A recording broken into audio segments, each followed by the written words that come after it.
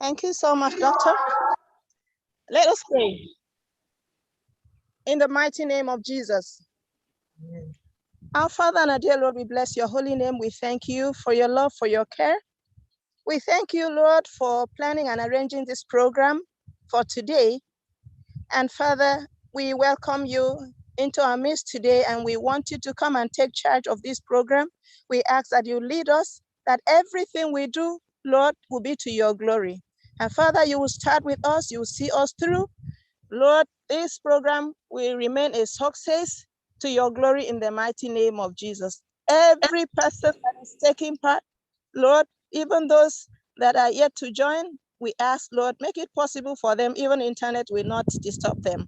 And dear Lord and our God, we ask that you see us through from the beginning until we end the program, and you still take us further into great success regarding this program. And Lord, we bless your holy name, and we soak this program with the blood of Jesus. Glory unto your holy name, Lord. In Jesus' mighty name we have prayed. Amen. Thank you very much, Dr. Rose Alani.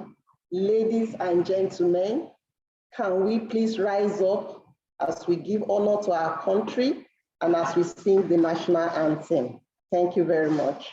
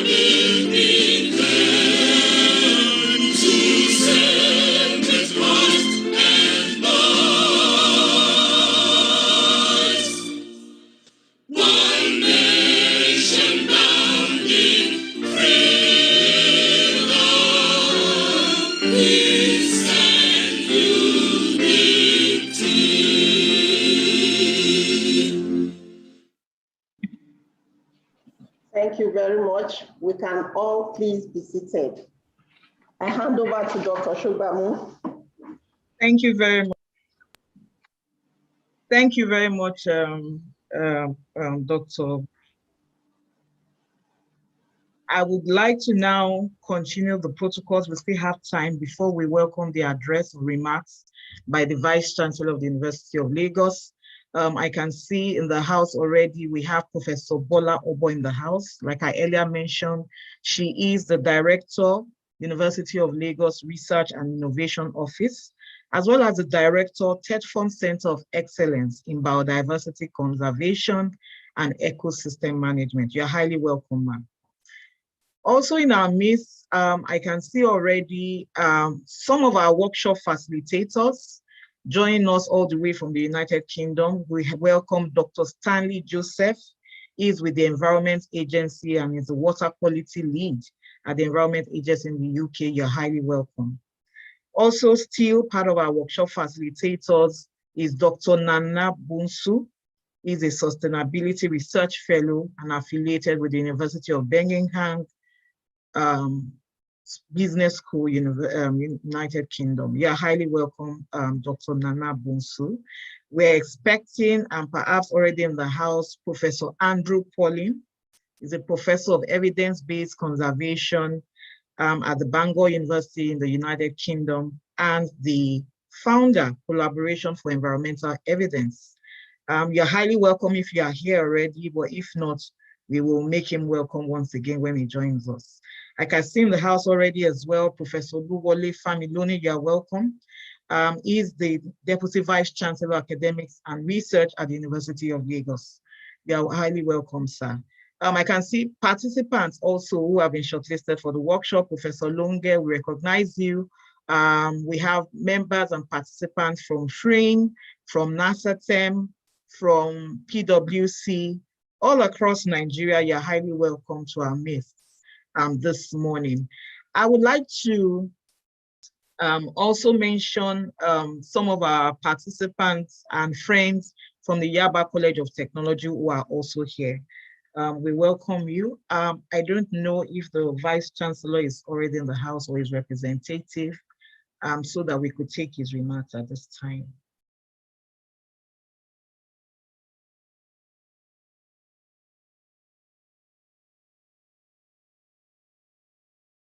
While we are with that, I will continue with remarks and protocols. I can see also one of the workshop facilitators, Dr. Eugene Itwa, is the Chief Executive Officer, Natural Eco Capital, a sustainability expert. We highly welcome you, sir. Adeshewa Bisiriyu, I'm not sure, are you from the Vice Chancellor's office, please? No, I'm from Nesra. Oh, Nesra, okay. All right. All right, I think we should just go ahead, sir. I can see Professor Oluwole Familode already in the house, sir.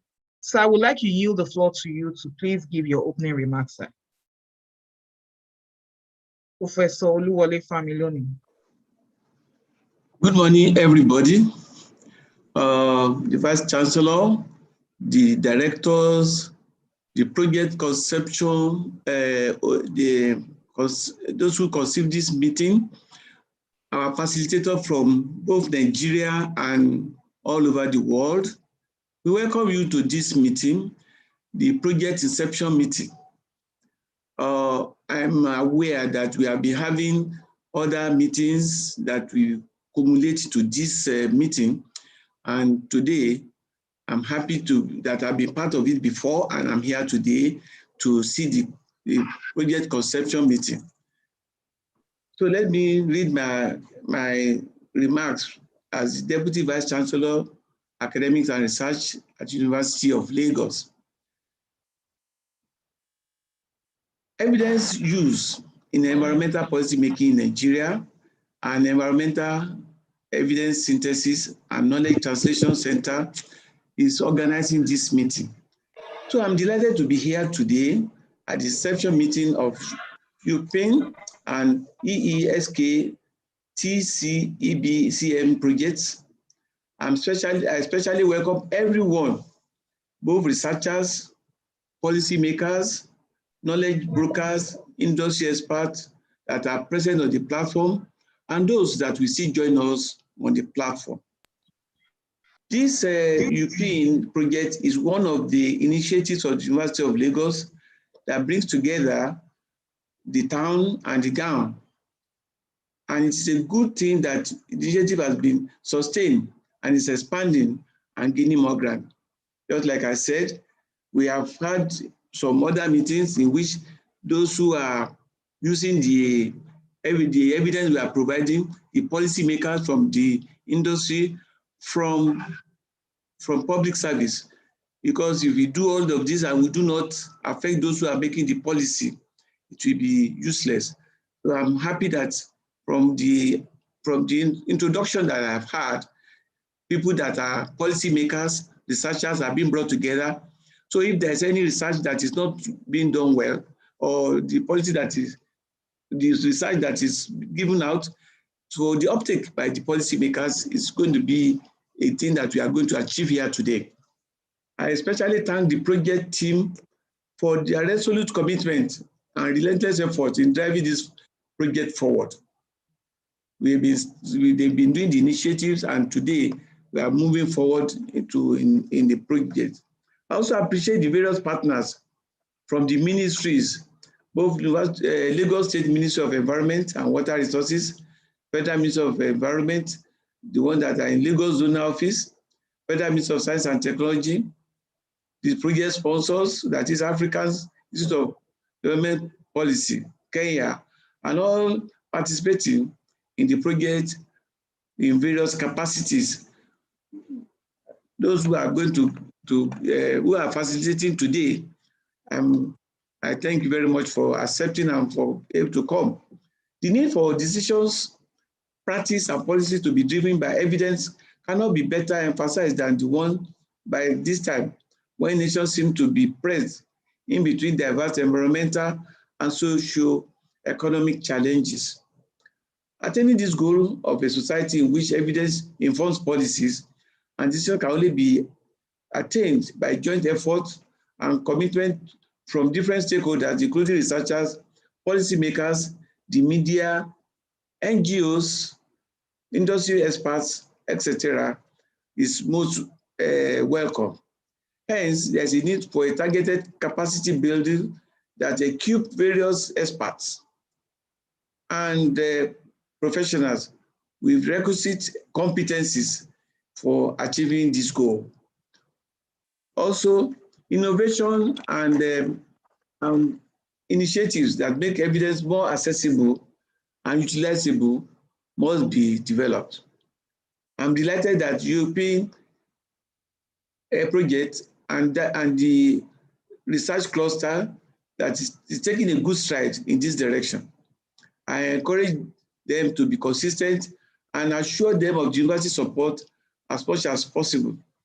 I can assure you that the University of Lagos, being one that is research intensive, we carry out appropriate research that will be disseminated to the appropriate stakeholders that will inform policy, and good policies inform the better working of the Nigerian state and the world in the area of environment. Also, I can see that from our research, things that are new problems that are arising will be tackled. One of the things I've seen that is a new problem arising is the use of face masks. Face masks is becoming a huge problem.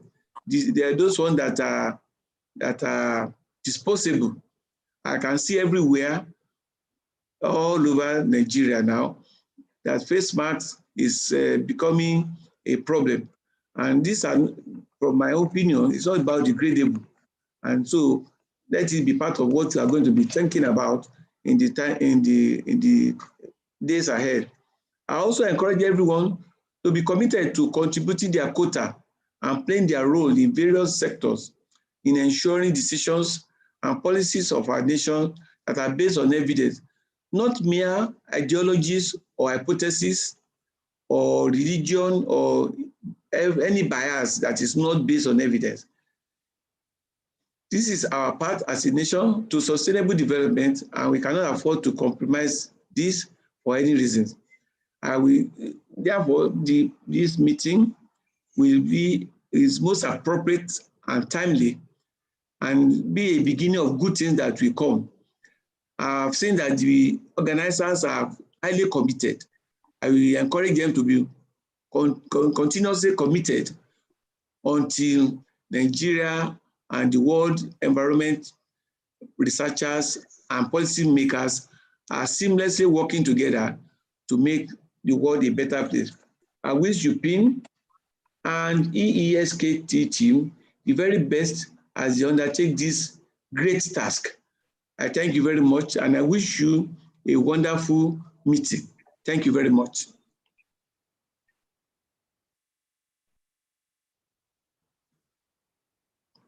I thank you very much. Thank you very much, sir. Thank you very much, Professor Familoni. Thank you for that wonderful remarks.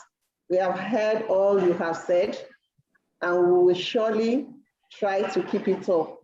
Thank you very much. Right now, we want to move ahead while we are still waiting for our able Vice Chancellor. We want to call our own Professor Obo, the Director, Research and Innovation Office Center, and also the lead TETFund Center of Excellence on Biodiversity, Conservation and Ecosystem Management, University of Lagos. She's going to give our opening remarks and also tell us a bit about the Center of Excellence. Welcome, Professor Obo. Good morning, dear colleagues.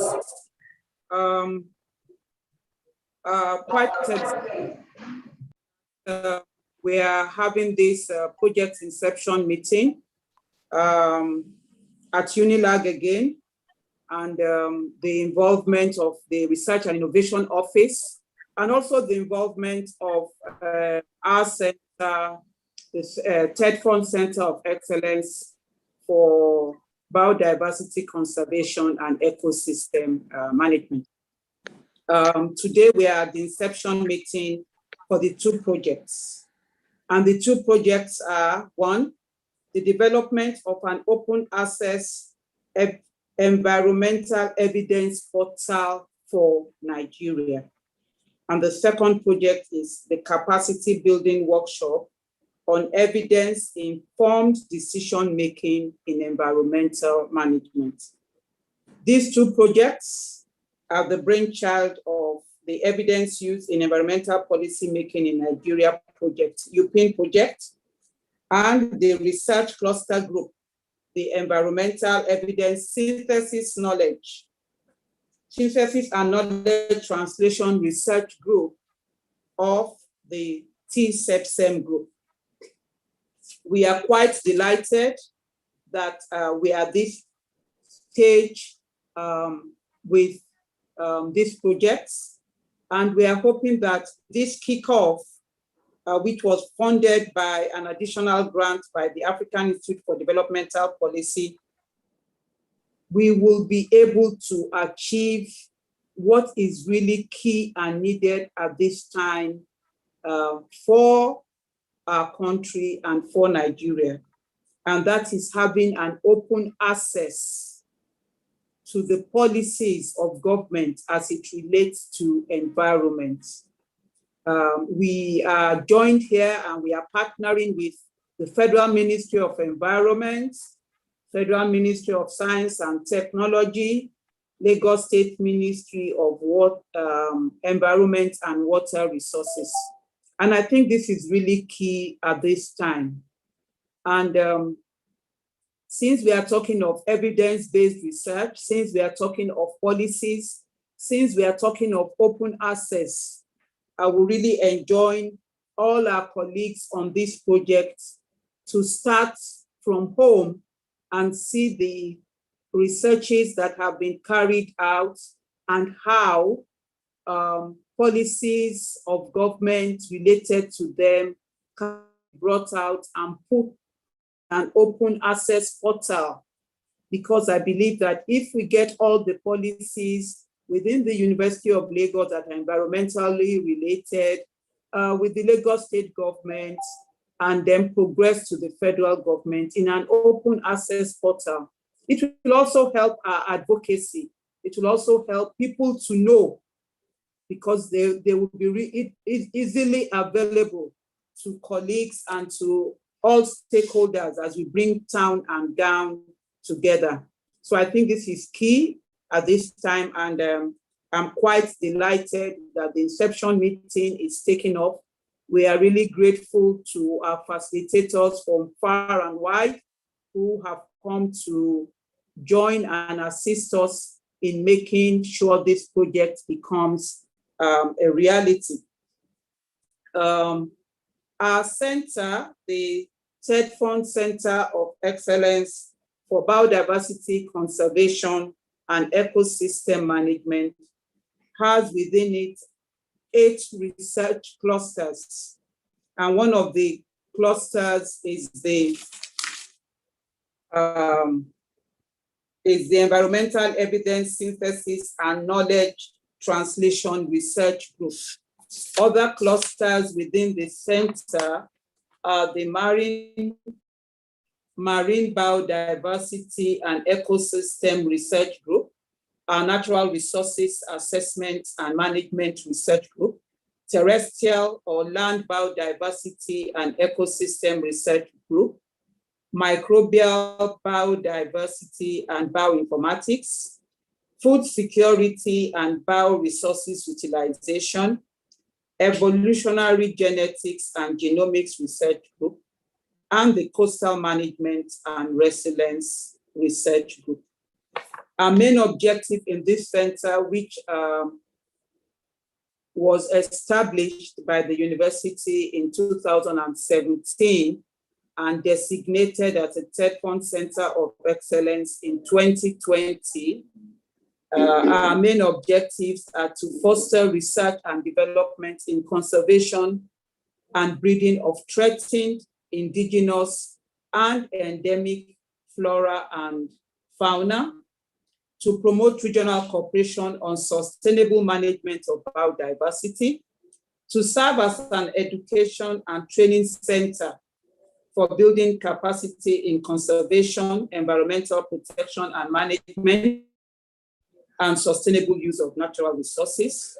And finally, to serve as a focal point for policymakers through dissemination of research findings. So you can see that the various research clusters that we have are all well represented in the objectives of the center. The various clusters of the center have their team leads that coordinate research in those clusters. And Dr. Shogbamu coordinates the research cluster on environmental evidence synthesis and knowledge translation. All the clusters to date within the small space of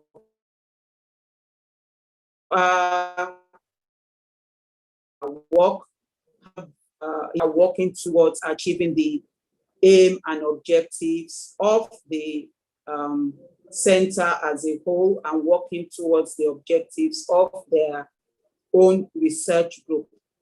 At the center, we also organize webinars, and a webinar for the International Biodiversity Day will be coming up on Wednesday, the 26th at 10 a.m. So we are pleased today to be part of this. We are pleased that one of our research clusters with EUEPiN on this project, and I wish us all the best, and I believe that by the end of the section meeting, we'll hit the ground running, and by the end, when we are having a closeout workshop, we would really have achieved the aim and essence of this project. Thank you very much for listening, and have fruitful deliberations. Thank you. Thank you very much, Ma. Professor Bola Obo, Director, Research and Innovation, University of Lagos, and Director, Tedford Center of Excellence in Biodiversity Conservation and Ecosystem Management. We appreciate you, Ma, for the remarks and for the support all the way. Ladies and gentlemen, before we bring on the next speaker, we would like to continue the protocols and welcome in our midst the Permanent Secretary, Lagos State Ministry of Environment and Water Resources, Office of Environmental Services, Mrs. Belinda Odeneye. You are welcome, Ma. I can see her already in the chat box. We also welcome the Federal Controller, Southwest. You're welcome, Ma, Mrs. Odeneye. We also welcome the Federal Controller, Southwest Nigeria, Federal Ministry of Environment, in the person of Mrs. Oluwatoyin Agbenla. You're highly welcome, Ma. In our midst as well, we have the Acting Director, the National Information Technology Development Agency, University of Lagos IT Hub, and former Acting Director, Center for Information and Technology Systems, University of Lagos, Dr. Victor Odumuyiwa. Is also our portal developer, and we'll be hearing more from him in the course of today's meeting. But we highly welcome you, sir. And we can also see participants coming all the way from our different government partner institutions. Mr. Lasisi, Mrs. Paul, you're highly welcome. We also have participants from the Nigerian Academy of Science. We appreciate you and we welcome you, as well as participants from FMST and other environmental practitioners and industry practitioners in our midst. We may welcome Professor Lubumi Otubanjo. She is a retired professor from the Department of Zoology, University of Lagos. We can also see Dr. Temitope Onumia. She's one of the assistant directors at the Tedford Center of Excellence University of Lagos. We thank you, and I hope that I have not missed anyone. We will continue to. Yes, I can see also in our midst Dr. Peter Ikweozo, MNI. He's the Director of Environmental Sciences and Technology Department, Federal Ministry of Science and Technology. One of our project partners in the EUEPiN and EESKT-TCEBCEM projects, and particularly an advisor for the EUEPiN and EESKT-TCEBCEM projects. You're highly welcome, sirs and ma, once again. And so on this note, I would like to make welcome and invite to the podium. Yes, I can also see Professor Adebayo Utitoluju. I had earlier recognized him, but I want to recognize him once more. He is a professor of ecotoxicology at the Department of Zoology, University of Lagos, as well as an EUEPiN EESKT-TCEBCEM advisor and the founder of the Society for Environmental Toxicology and Pollution Mitigation. Indeed, we have giants and captains of industry in our midst. I'd like to now make welcome the Research and Policy Associate, African Institute for Development Policy, based in Nairobi, Kenya, who are key funders for the EUEPiN and EESKT-TCEBCEM project. Please kindly make welcome Mrs. Carol Mukira. Carol, you have the floor, please. Thank you very much, Dr. Temitope, and all protocols observed. I see we have the Vice Chancellor, the various directors, the Permanent Secretary, project leads. So just to say that all protocols observed, and I'm really happy to be part of these discussions and this Inception meeting. Please allow me to share my screen. I have a few slides just to talk a bit about AFIDEP, the African Institute for Development Policy, and then also talk about the project that has been part of, the project supporting the EUEPiN work. I don't know whether you can see my screen. Temitope, maybe just confirm. Yes, we can. We can. Go ahead. Thank you. Okay, you can see? Yes, yes. Okay, thank you. So thank you very much once again for, just having me in this meeting. And what I'd like to say really is just briefly introduce the African Institute for Development Policy and briefly talk about, the project that has been supporting this work. So the African Institute for Development Policy really is a Pan-African Research Policy Institute that was established in 2010.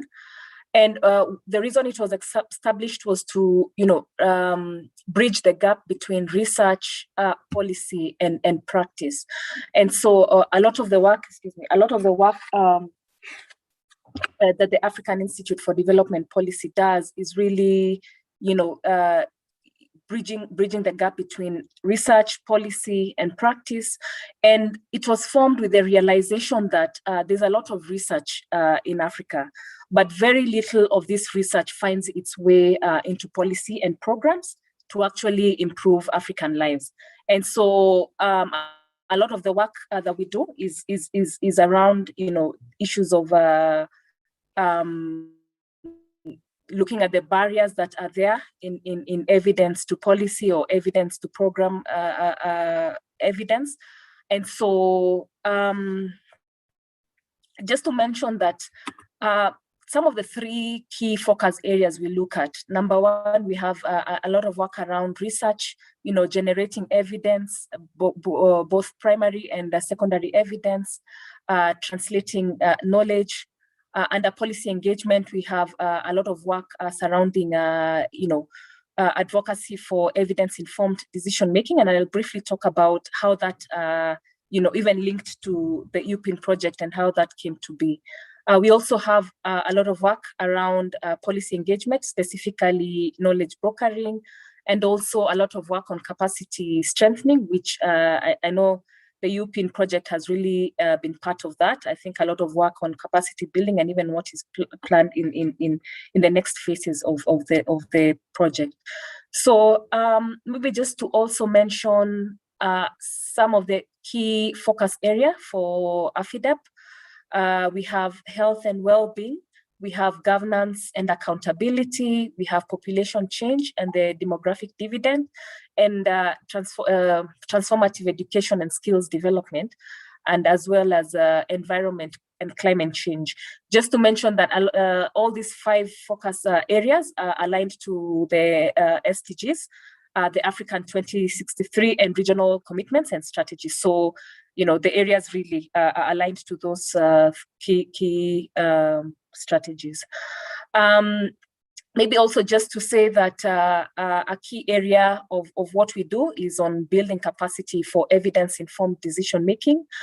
And we have an ongoing curriculum just to, that we use for the different capacity building activities with senior researchers, scholars, policymakers. And we also strengthen the think tank role of universities. So working with universities to introduce courses on EIDM.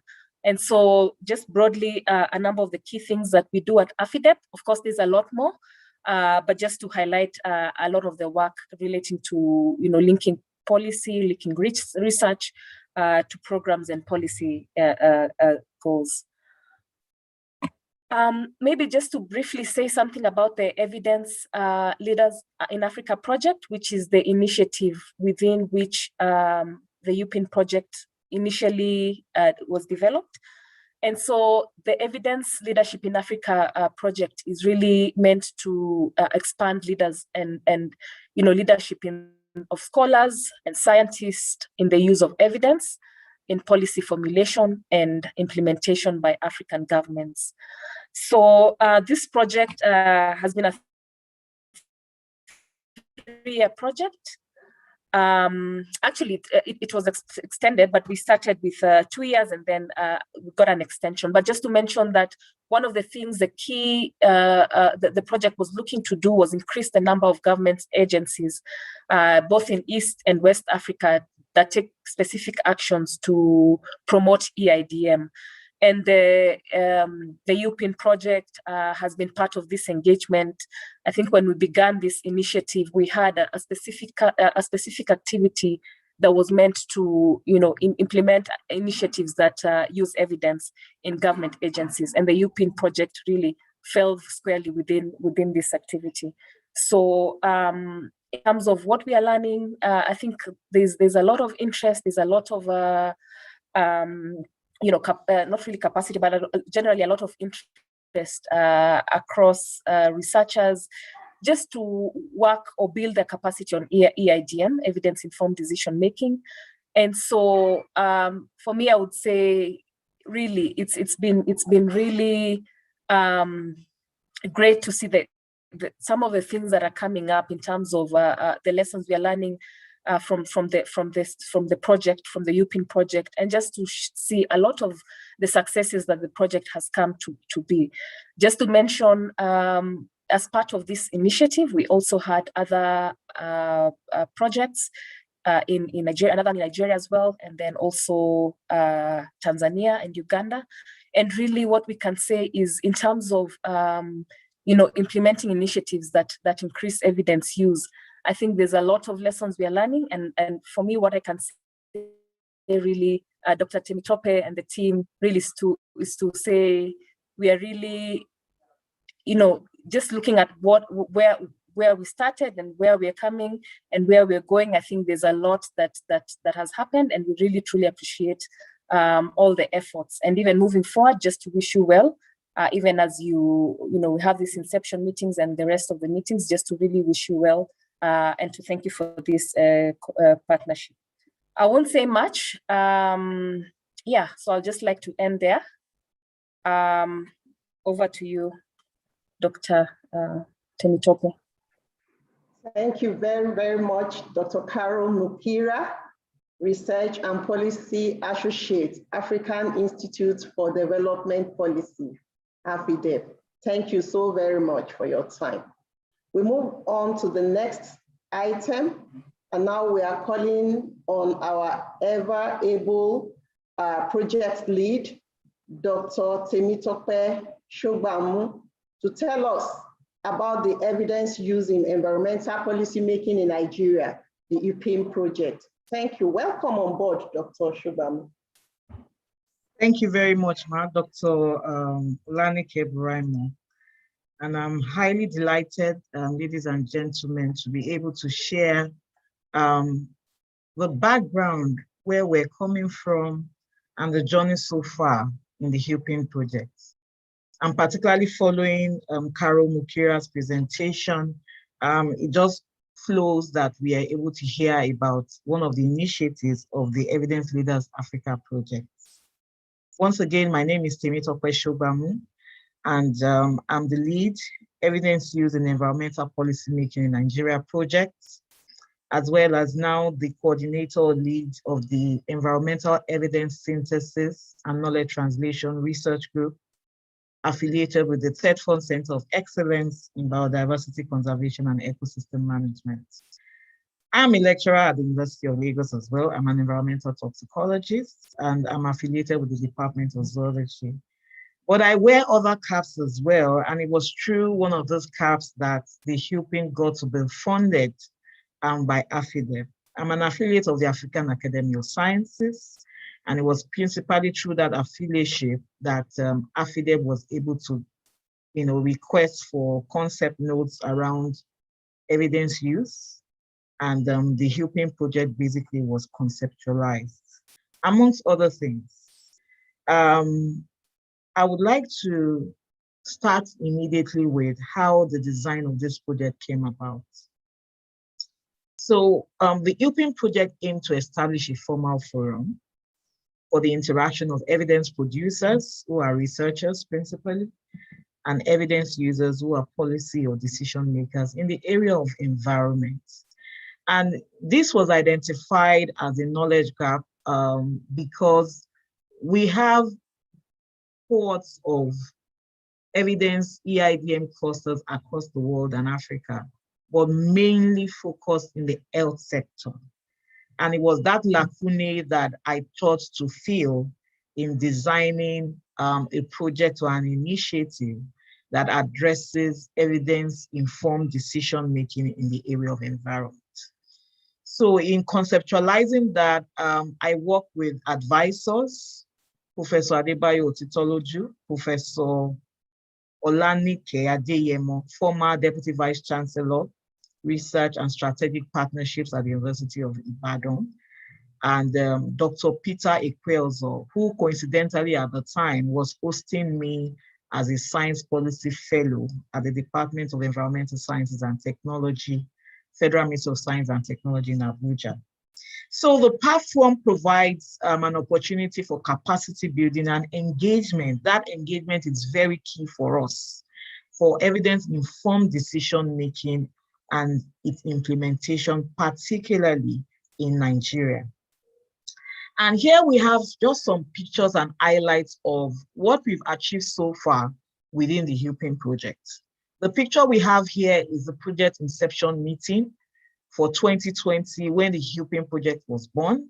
And coincidentally, we were able to have a physical meeting then just before the COVID-19 breakout started, and we all went on lockdown. Following that, in July, we transformed our proposed in-person workshop to a 5-day virtual workshop, highly attended by workshop participants, many of whom are here today. And this is also one of the facilitators who will be facilitating as well at the workshop come June 8 to 10 next month. This is just one of the sessions by Professor Jesse Uneke. Also at that meeting, we even had in attendance and participating all through Professor Dr. Mrs. I beg your pardon, Belinda Odeneye, the Permanent Secretary of the Lagos State Ministry of Environment and Water Resources. Again, one of the achievements of the EUEPiN project as well, apart from the capacity building workshops, which we were able to do, a total of 3 in all, or about 4. We also, following the July workshop particularly, established what we call technical work or working groups. And we established 3 of them, composed of policymakers and researchers who were part of the workshop. The first one is the environmental health assessment and pollution control and climate change.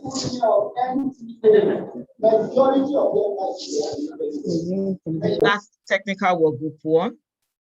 Following that, we also had Technical Work Group 2 on aquatic and terrestrial biodiversity conservation. And then the technical work group that was formed was waste management and environmental advocacy, all following that workshop. And their goal really was to promote sound environmental policies and environmental sustainability through EIDM initiatives, a lot of which they learned in the course of the workshop. We had a total of 8 facilitators talking about different things, coupled all over from Nigeria and within Africa. Some of those work groups have gone ahead to apply for grants. Some are already applying, and they've been really engaging, particularly Technical Work Group 2 and 3. Also, another achievement that we were able to do within the EUEPiN project in 2020 was the secondment, facilitation of secondment with seed funds that was competitively applied for. 3 people were selected, and we had one of them, a policymaker, coming to the University of Lagos for 4 weeks. We had a researcher, Dr. Buraimo, who went to the Federal Ministry of Environment, Lagos Zonal office for 4 weeks. And we also had Mrs. Ngozi Ogugua from the Nigerian Institute for Oceanography and Marine Research, who went to the Lagos State Ministry of Environment and Water Resources. For participants who have been shortlisted for the workshop, we'll be hearing a lot from these EUEPiN for secondees. Indeed, a lot of outcomes and outputs have come through that very short secondment, and it's really one of our high-profile achievements in the EUEPiN project.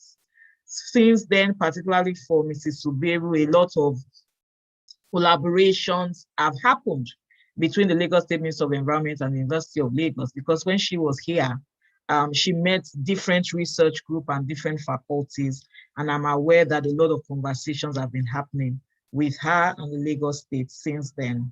Similarly with Dr. Buraimo, even after the secondment, she has continually been engaged to be part of the ministry's activities and even its agency. The same with Mrs. Ngozi Ogugua. And these were just some of the highlights following the dissemination meeting of these secondees and recommendations from the ministries and the university where they held their secondment program. Another achievement with the EUEPiN project, which is also one of the things that we are highlighting and celebrating today, was the establishment of the Environmental Evidence Synthesis and Knowledge Translation Research Group, affiliated with the Third Fund Center of Excellence in Biodiversity and Conservation Management at the University of Lagos. And our focus really is on capacity building, which is one of the things that we are highlighting here today. Generating co-production, synthesis, and dissemination of high-quality environmental evidence, which we hope will guide decision-making in the area of environment in Nigeria, across Africa, indeed globally. You will hear more about the EUEPiN project in the next presentation. Another achievement of the EUEPiN project was the setup of what we call knowledge translation units at our 3 project partner institutions, the Lagos State Ministry of Environment and Water Resources, Federal Ministry of Environment, Lagos Zonal Office, and Federal Ministry of Science and Technology in Abuja. And the objectives really of the KTUs is to promote the mainstreaming of the best available scientific evidence in concert with contextual factors to inform environmental policy and practice. Still on further engagement and activities, we've established some external collaborations and activities. So for EUEPiN Project 1 participants, even after the workshops, we've engaged them with other similar projects or centers across the world, one of which is the Collaboration for Environmental Evidence. And one of the founder is actually one of our facilitators for the workshop. And we are in the process of doing a formal affiliation with the CEE as an affiliated partner to them as EESKT-TCEBCEM. So participants, participated in monthly webinar series given out by CEE. Some participants also participated in the Evidence Leaders Africa Conference in 2020 and a number of systematic and meta-analysis webinars by AFIDEP. We also have a website which we set up as a way of disseminating the resources that we have or we're able to curate within the EUEPiN project, so that a larger audience and globally and other participants within Nigeria who are not part of the shortlisted or nominated workshop participants can also get the feel and also learn from this. And so this is the EUEPiN project.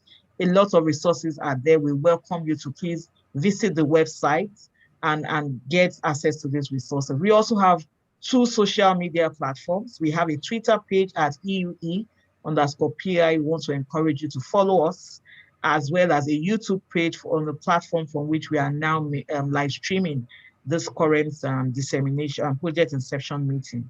Also on the YouTube page, you'll find videos of all the workshops that were conducted last year. So it doesn't matter if you were not a participant, you can still get a feel of all that was taught in the course of the EUEPiN project, and we'll continue to update as we have more activities. You can partner with us, reach out to us at our email, call us, and visit the website. I would like to acknowledge the University of Lagos. Without the host institution, perhaps the EUEPiN project will not be where it is now. So I would like to acknowledge the Vice Chancellor, the Office of Research and Innovation, particularly Professor Obo, who even last year in the COVID times still supported us with all we needed to do. The project funders, of course, without the money, we will not be here.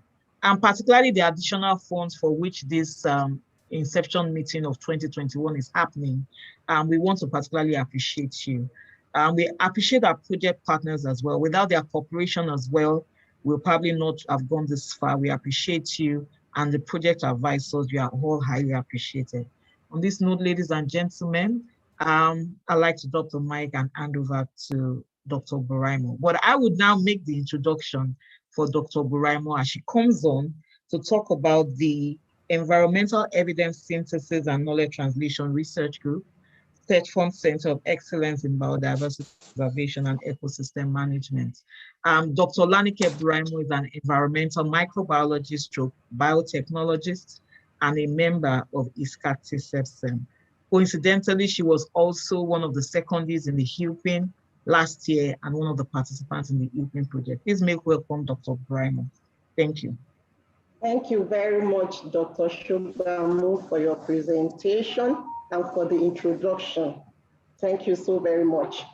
Can I confirm from Dr. Shugbamu if you can now see my slide? Yes, it's visible now.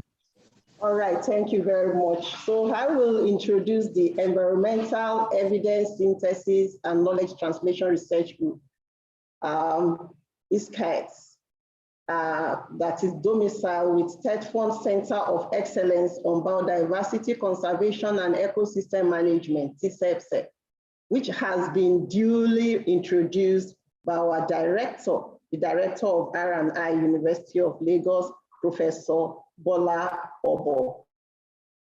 Permit me to dwell with this outline, so I will move ahead straight to the background. The Environmental Evidence Synthesis and Knowledge Translation EESKT Research Group was established by EUEPiN, which began in 2020 at the University of Lagos, the project host institution.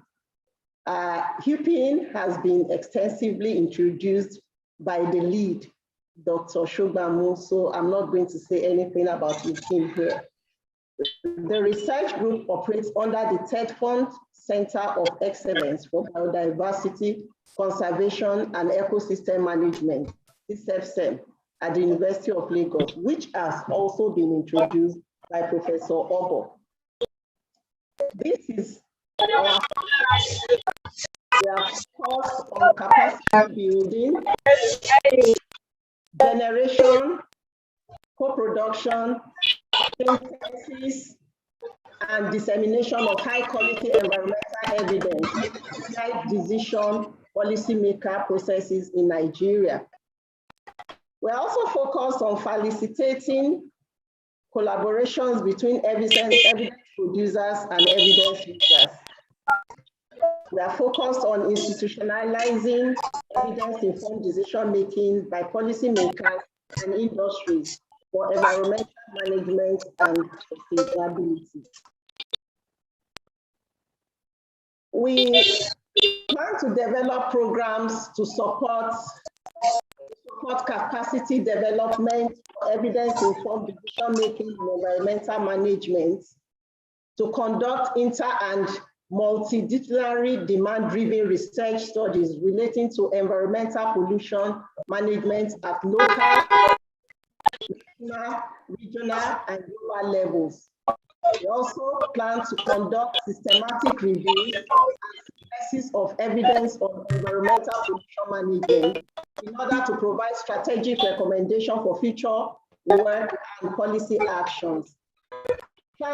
Translation of environmental evidence stroke knowledge into non-technical forms in form of infographics, publication summaries, and policy briefs for accessibility and uptake by various stakeholders is what also we plan to dwell on. We also plan to facilitate and promote environmental risk communication. So some of our research interest includes environmental evidence synthesis and systematic reviews that has to do with environmental topics, environmental knowledge translation, rapid reviews on environmental pollution and management issues, evidence generation for environmental pollution assessment and management, and evidence-informed decision-making, capacity building. We propose to carry out capacity building programs, which includes webinars, short courses, postgraduate diplomas, MSc degrees, among others, which we are going to do under the aegis of TCEBCEM.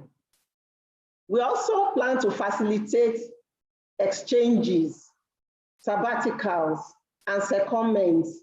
Dr. Shugbamu explained so much about the secondments that we have done, myself and some of my colleagues, for 3 months. So we hope to facilitate more of such secondments, especially maybe among these cohorts too, and exchanges and sabbatical leaves.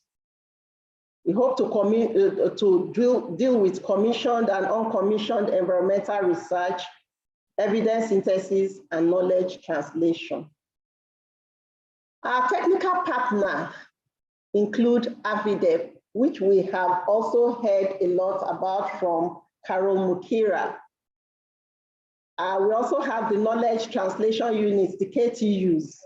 We have the Lagos State government, the Ministry of Environment and Water Resources that are really committed to sustainable environment. We have the Federal Ministry of Environment and their agencies like the NOSDRA, the NESDRA. And we also have the Federal Ministry of Science and Technology, Abuja. This is the team member of EESKT. Our able lead and coordinator is Dr. Temitope Shugbamu. She's an environmental toxicologist, and she also dealt with pollution management. Our research group advisor is Professor Adebayo Otitoloju, an eco-toxicologist, and my very self, Dr. Lanike Braimo, an environmental microbiologist and biotechnologist. I have here Dr. Christopher Okiki, Information and Information Studies in the school library, in the university library. I have Dr. Bolajoko Malomo. She's a personality and social psychologist. So these are the members of EESKT. We have projects ongoing. Development of an open access portal for environmental evidence in Nigeria. This portal is going to be a big one. Actually, probably the first of its kind in Nigeria. It's all going to be about environmental issues. I will not want to dwell on that because very soon, Dr. Kiki and Dr. Dumuyiwa will be telling us about EPON. We have collaboration also with One Health and Development Initiative an NGO that is dedicated to promoting and fostering One Health news, education, collaboration, advocacy, and solutions across human, animal, and the environment. This collaboration just started a few weeks ago, and we are also open to collaboration in any area of environmental issues. Thank you very much for listening. I appreciate your audience.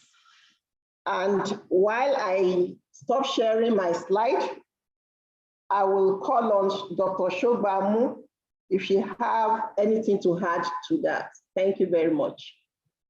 Thank you very much, Dr. Buraimo.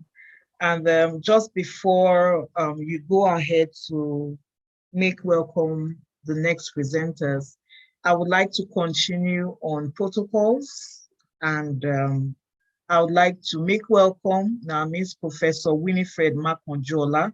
She's one of the professors at the Department of Zoology, University of Lagos. You're highly welcome, ma'am. We also appreciate some other members, the Deputy Director, Research and Innovation Office, Dr. Abidemi Akindele. You're highly welcome, sir. We welcome you.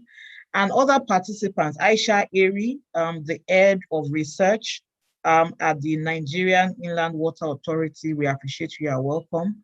And any member from the Manufacturers Association of Nigeria. Unfortunately, I think some people, some of them have not included their affiliation, but we are aware that they are here because they are one of our key potential partners as well with respect to industry. You're highly welcome. And we welcome Professor Matthew Ilori, Director, Institute for Maritime Studies, University of Lagos. You're highly welcome, sir. I will continue the protocols and greetings much later. So over to you now, Dr. Buraimo, to make welcome the next presenter. So, sorry, I'm raising my hand, please. Oh, okay. Mrs. Odene, PS Environment. I'm going into another Zoom now, and I just want to say just a few words so that I can move on to the next thing. Yes, so, please go ahead, ma'am. Good morning, everyone. Permit me to stand on the already well-established protocol. I want to say that the Lagos State Ministry of the Environment and Water Resources, we're very happy to be linked up with EUEPiN, and we just know that this has to happen. Like Temitope would know that I always say that we need to make sure that there is a bridge between the town and the gown. That dichotomy has been too long and too much, and we need to know, and we are your town. Bring all your gown and your resources to us. We are the ones who go to the highway, who monitor and see things and see if it can work. So if we are working together, we formulate the policies. So we need to know what the gown is doing so that the town will flow with the gown. So really, we are happy. We've had exchange programs that were lovely. People gained a lot from you, and the ones that came here also gained a lot. We thank you very much, and we pray that we'll continue to produce evidence information for our decision making in the various things that we're doing, so that we'll be able to synthesize our knowledge as well and translate it to what is going to be needful to us. You know, we in Lagos, we say Igbega Ipinle is that Jumoshe. We've already noted that we cannot do it alone, and so we need Ajumo. We need the hands of everyone to lift us to where we need to be. So thank you, the university. I'm feeling like a professor already. And so maybe when I retire, you people will take me on and I can do my PhD, become a professor, since that I have more time on your end. Thank you very much, and God bless you. Amen. Thank you so very much, Mrs. Odeneye Aderonke. Thank you for that brief speech. So we want to move on to the next item.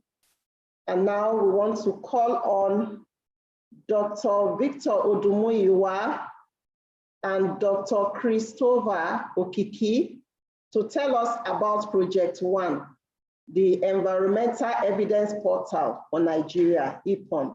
Thank you very much.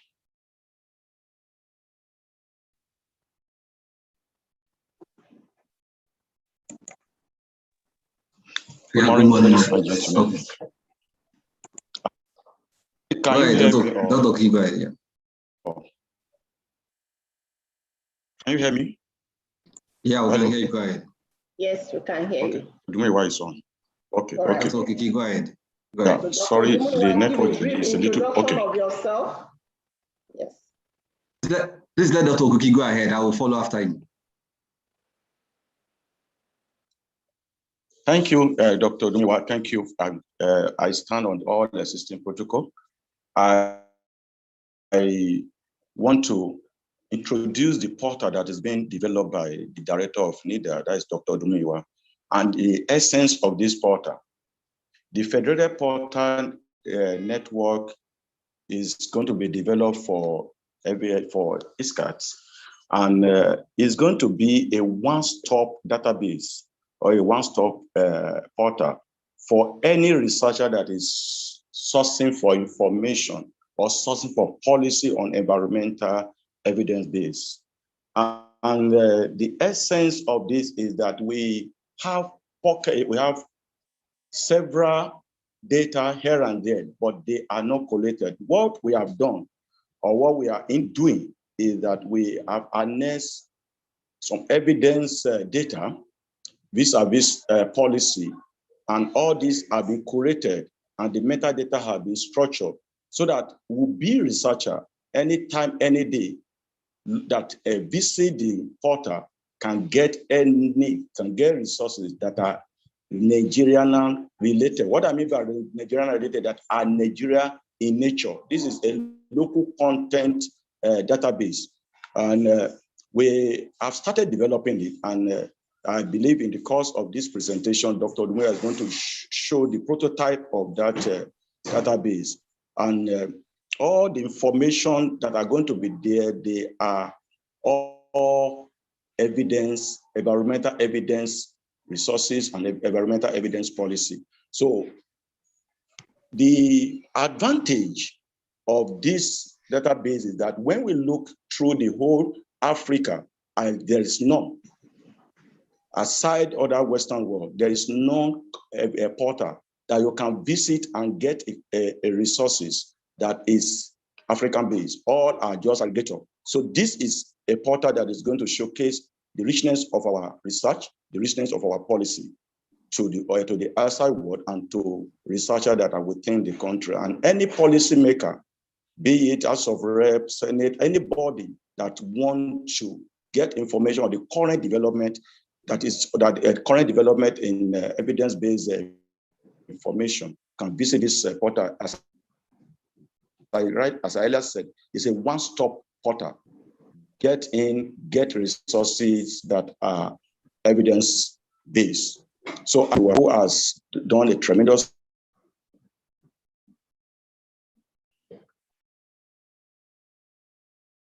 work in this area, developing the border, but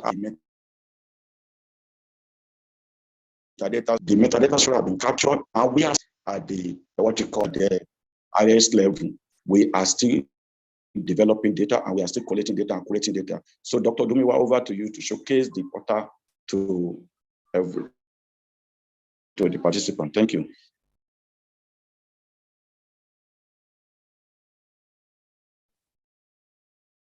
Thank you, Dr. Okiki. Good morning, everyone. Permit me as well to stand on the existing protocol. Yeah, I'm Victor Dumiwa. So I will just talk about what we have intention to do and what we have done and what is going to be done. So as Dr. Okiki presented, is the environmental evidence portal for Nigeria. And so in this phase, the phase one, let me just show you what we intend for the phase one. And I'll also briefly describe the second phase as well. The little details I can give about that. So for the phase one, the first thing is the creation of a robust document representation model, which has started with the creation of metadata. So we create a document representation model for all documents related to what we are doing, all the evidence, all the policies and everything, and even articles, peer-reviewed articles that relate to what we are doing. So we have a robust document representation model that consists of metadata and everything needed to properly document what a document or evidence, what the current evidence is all about. And also creation of a robust database for housing the evidence documents. That's next thing, and it has been done already. So the first and the second one has been done, have been done. Then the third is creation of an admin dashboard for uploading resources to the platform. And the fourth is developing the search interface for document access based on user queries. That also has been done. Let me say that has been done to 70%, 70% completed. There are other things to be added. Then online search engine optimization, so that when people search from search engines like Google, they can also kind of get information from our portal, from the evidence portal. Then data visualization is meant to be in the second phase, but in the first phase, we plan to have a demo. So that people can, Sorry, Dr. Odumiwa, I don't know, did you plan that the slide was moving, because the slides are not moving, and I'm assuming you're reading. I'm not moving at all. I'm okay, still on the same slide. Okay. I'm still on the same slide, yeah. Okay. So like, as I was saying, that means if we have data, I'm not talking about just documents now. Hello, can you hear me?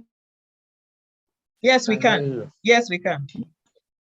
Okay, because Zoom is reporting an error, so I just want to be sure that the error Zoom is reporting is not real.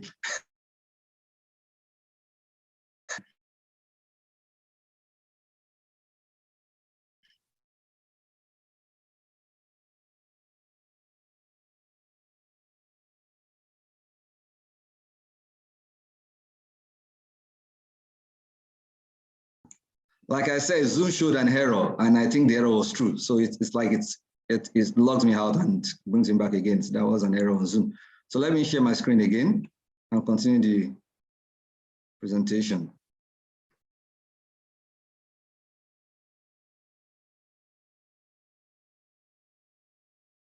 Okay, so.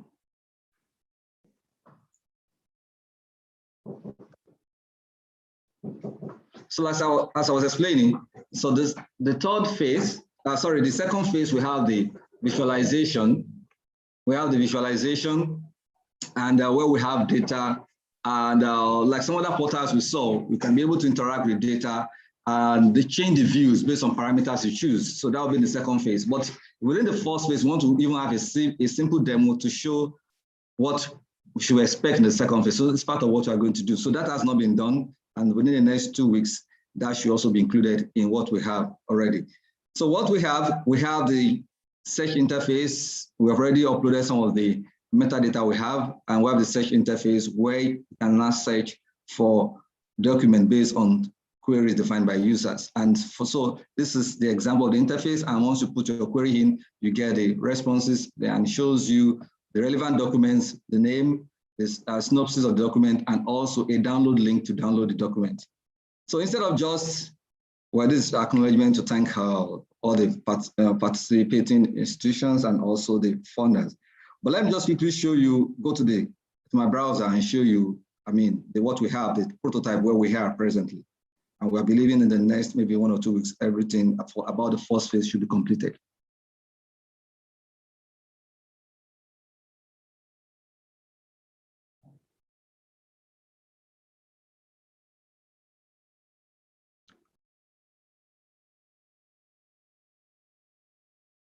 So for now, we are just on a test set. We have not, test site. We are here to migrate to the main domain. So when it is completed, we migrate it to the main domain, which is going to be eepon.unilag.edu.ng. But we are currently on the test site until we are done with the development before migrating. So we can see the screen. So when you get to the site, you see the screen. This is a simple search interface. Let's assume that somebody comes to the portal and does not know anything. He knows that, okay, I can see a feed. Let me just type something there and something will come out. So this is going to be the basic thing that people will see when they come in. And later they can do advanced search. So when they come to this site and they want to do something more advanced, they can actually do an advanced search. So for this simple search interface, I can come here and put waste. I put waste. Yeah, it shows me all the documents that we have in the repository that are talking about waste. then I can click and download those documents.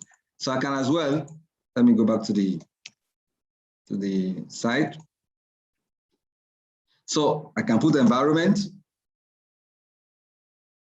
So any keyword you put is going to search and bring documents relating to that particular keyword you have. So what we need more now is we need more of the policy documents and other articles that relate to what we are dealing with, so that we can have more documents. For now, I think we have maybe about, close to 60, but we need more. And the more we can get those documents from the ministries and the agencies, the better it's going to be. And the system, the users will be able to have access to all the policy documents and also the peer-reviewed articles that we have access to. Now, the next phase also, we will be doing what we call a kind of scraper, and such that when you put a query in, it's not going to limit the search to just this platform. It's also going to visit some journal sites, some other digital libraries, and bring necessary document that relates to the search.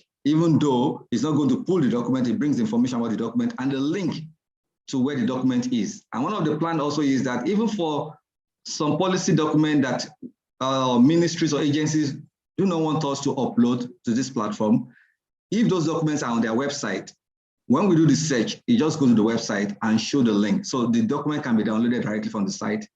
And if the ministry does not want us to upload it to this portal. So those are the features we have for now. And I've also mentioned some of the features we have for the second phase. Thank you. Thank you, Dr. Odumuyiwa. I believe you are done with the presentation. Yeah, I'm done. Let me just Okay, thank you so much. And I would just like to add a few words to the presentation made by Dr. Kiki and Dr. Odumuyiwa. I'd like to just say that we received an additional fund, small fund, to implement this project. And that's why we see it kept emphasizing the first phase. So the first phase is basically about the portal architecture. The other phases require more funding and indeed larger funding. And that's why we are only able to implement the first one here. But in the course of the project, particularly before the dissemination meeting, because this project that we're implementing are just for 3 months, started in April and is going to end at the end of June, based on feedback from the funders. By the dissemination meeting, we'll be able to show this complete portal architecture. And we were going to acknowledge everyone who has contributed, particularly the partner ministries and agencies that we're working with. So please, any other person who would want to collaborate with us on this, please feel free to reach out to us and about partnering. Like we said, we are creating an open access platform. We want a situation where we're able to showcase Nigeria to the world and people know that we have information. It's not always that Nigeria is begging. We have some information, we might just need help here and there. So we want to showcase what we have, and that's the essence of the EPON platform. And without further ado, I would now like to invite our next presenter, who is going to talk about Project 2. And it's about capacity building workshop on evidence-informed decision-making and environmental management. This is the second project or initiative being delivered within this current funding from AFIDEP, and it will be presented by Dr. Bola Malomo.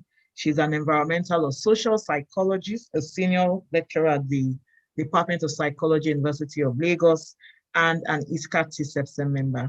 I yield the floor to you, Dr. Malomo. Thank you.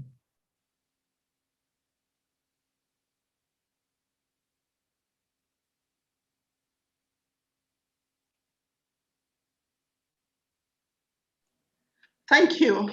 I hope you can see my slide. Yes, we can. Although it's cut, I don't know why it's not full. Okay, I have to resize it.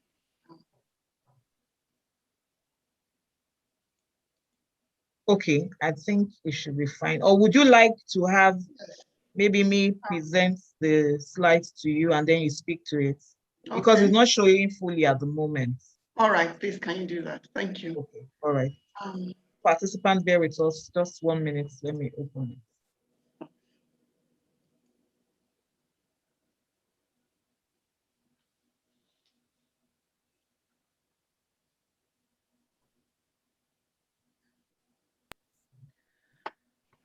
Okay. I respectfully ask for your permission to stand on existing protocol. My name is Dr. Bolajuko Malomo. My area of research is social processes in the environment. Social processes in that the environment is filled with people and we need to study them. I'll be presenting the route that the EESKT group traveled to arrive at the final selection of participants. So let's look at the outline and call for applicants, screening, selected participants, capacity building, needs assessment, workshop module. Now, the call for application was sent out on the 14th of April, 2021 for a second cohort of participants to attend a workshop on capacity building on evidence-informed decision-making in environmental management.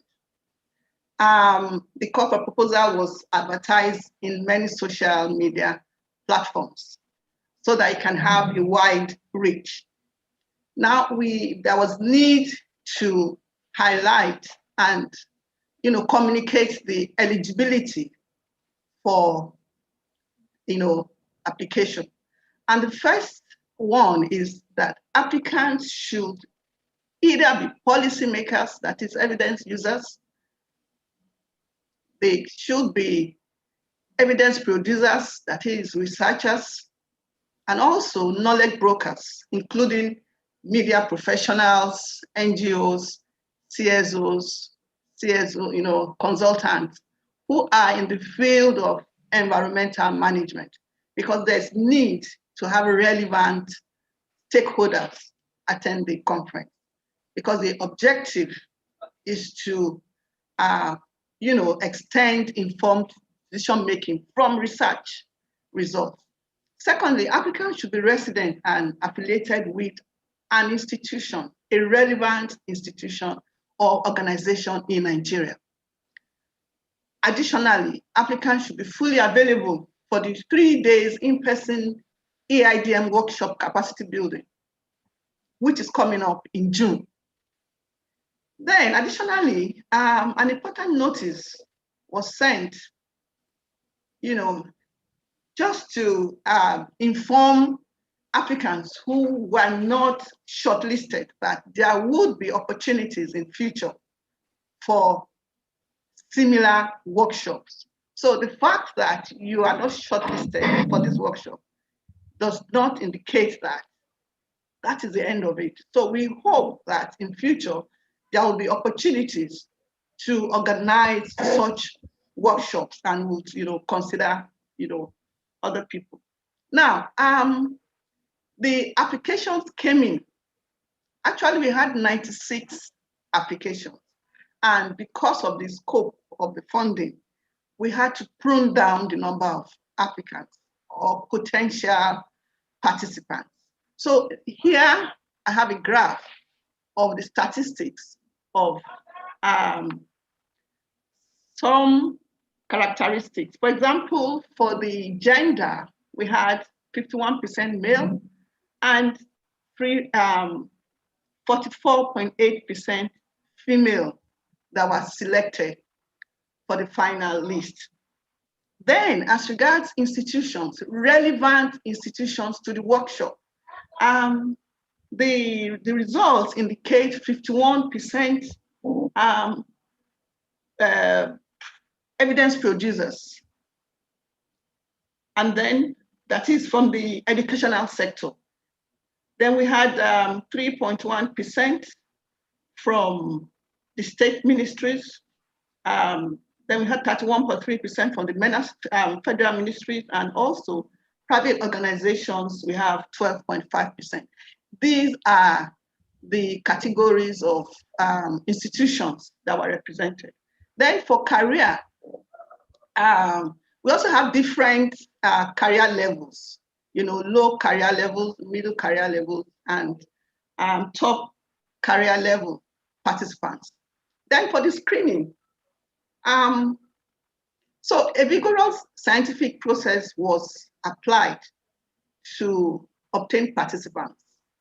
And the reason is that there is need for objectivity, because there is need to select participants who have critical needs for the workshop and for the knowledge. So, and also there was need to ensure that participants who attend the conference have need for the knowledge that they are going to gain. So it was a demand-driven, research-based screening. And so gender was a critical factor, the rank and position at work, the institutional affiliation, area of specialization in the environmental management field was an issue, a very critical one. Then the benefits of the workshop to the applicant. In the call for application, applicants were asked to indicate what they are going to benefit from the workshop. So each applicant actually,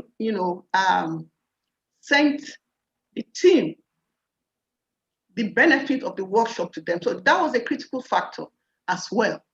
So after the selection, a survey was sent out to the participants, to the potential participants, to do a scale of reference, or a scale of preference for their capacity building needs. So their preferences for the workshop was, were requested in order to develop a targeted training with relevant modules, because there was no need to just, call facilitators to present modules that are not relevant. So we need that the participants' needs and expectations will be met.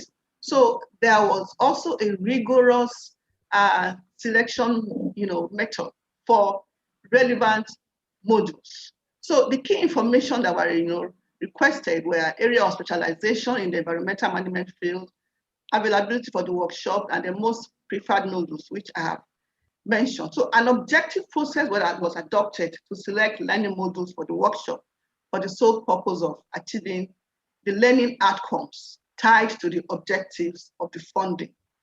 Now, what are the workshop modules that were finally arrived at? So I'm going to give a rundown of the modules, the facilitators, and the affiliations and expertise of the facilitators. That's it on the screen. The first module is Foundations of Policymaking and Evidence Use. You'll all agree with me that this is very, very important. And this will be taken by Professor Chigozie Neke. He's a professor of health policy, health systems, founder African Institute for Health Policy and Health Systems, Ebonyi State University. The second module is Conducting Evidence-Based Demand-Driven Research and Evidence Synthesis for Policymaking and applications. So that is by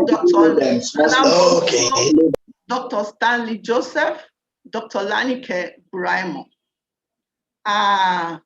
Mrs. Ngozi Ogukuha, Mrs. Adebukola Suberu, and Dr. Imade Nsa.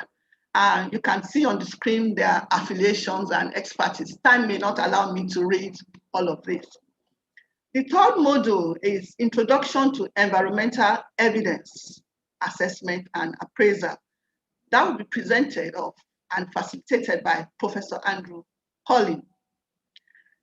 The fourth module is Environmental Research Evidence Communication, and that will be facilitated by Mr. Adidoyin Lasisi. Also, the fifth module is Strategic Collaborations and Networking in the Environmental Evidence Ecosystem. That will be facilitated by Dr. Eugene Itua. Next slide. Thank you.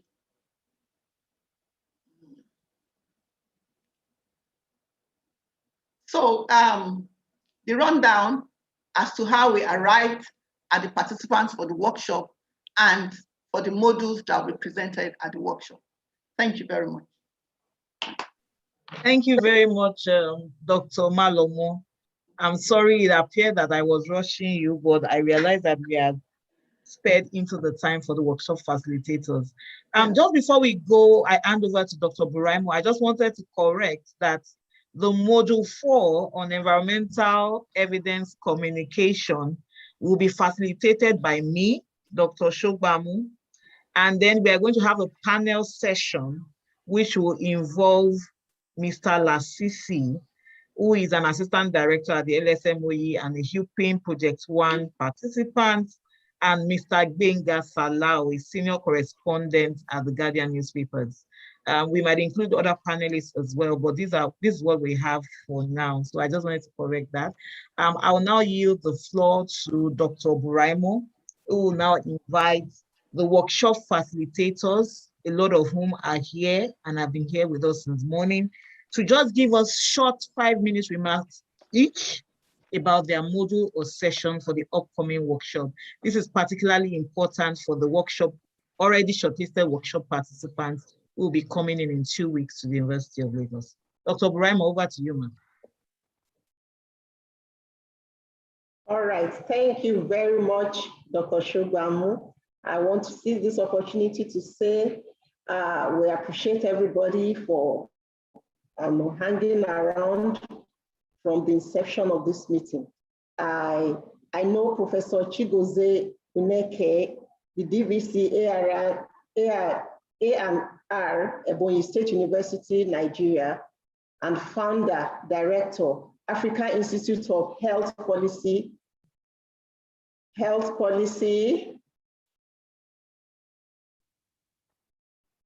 and Health System. He's not around today. He has some very important engagements. And I think I saw Professor Andrew Polling, founder, Collaboration for Environmental Evidence, CEE. Many of us have attended the program before. I don't know if he is here. He's here. If you're on ground, Professor Andrew, kindly give your short remark. Thank you for coming. Thank you very much. And thank you very much for inviting me to take part in this workshop. So the plan for my session is that I want to first introduce the Collaboration for Environmental Evidence, which is a global network of researchers and practitioners who have provided a platform for those who wish to undertake evidence synthesis and wish to use evidence to inform their decision making. And we provide very many different tools and guidance to help people to do this. So capacity building to conduct evidence synthesis and to use evidence is very much part of our mission. So I'll introduce the collaboration and how individuals can engage in the collaboration and use the materials that are available, most of which are completely free and open access. And I want to then particularly showcase a relatively new evidence service that we provide free to the user, which is called CEDAR. It's the CE Database of Evidence Reviews. And this provides recently published evidence reviews on all aspects of environmental management, and provides them in a database that also critically appraises their reliability and replicability, and therefore the value of those reviews for evidence users. And I'll introduce that service, and then what I would like to do with the workshop participants is allow them to take a look at the service, particularly to use it as they would like to use it for subjects that they're particularly interested in, for a period of time. We'll have to discuss just how long they might have to do that. And then I would like to open the floor to questions so that the participants can ask any questions, both about CE generally and also about how to use the CEDA evidence service.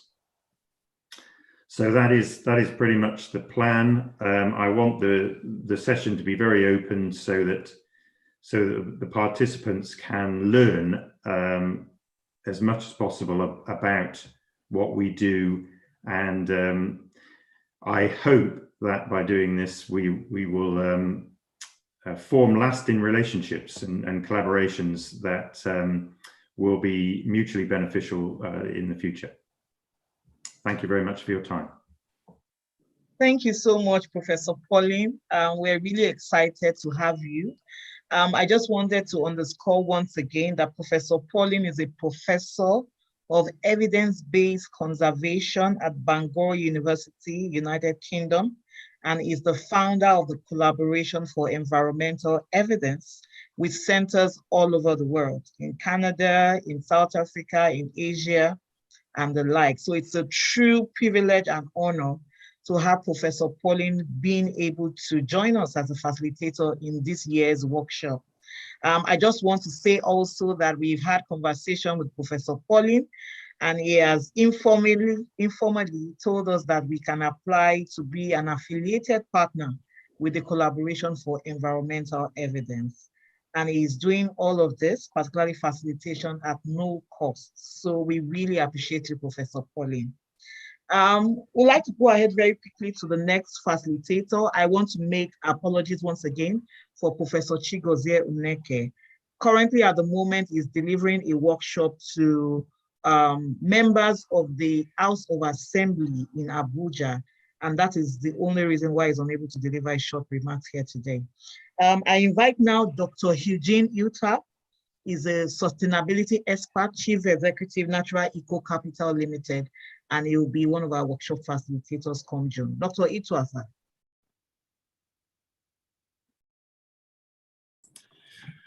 Thank you very much. Dr. Shobamu, our distinguished colleagues there, and indeed other distinguished experts. Thank you very much for this opportunity and indeed for inviting me to be part of this. It's quite appreciated. Just to say that generally, sustainability challenges clearly call for a wider collaboration.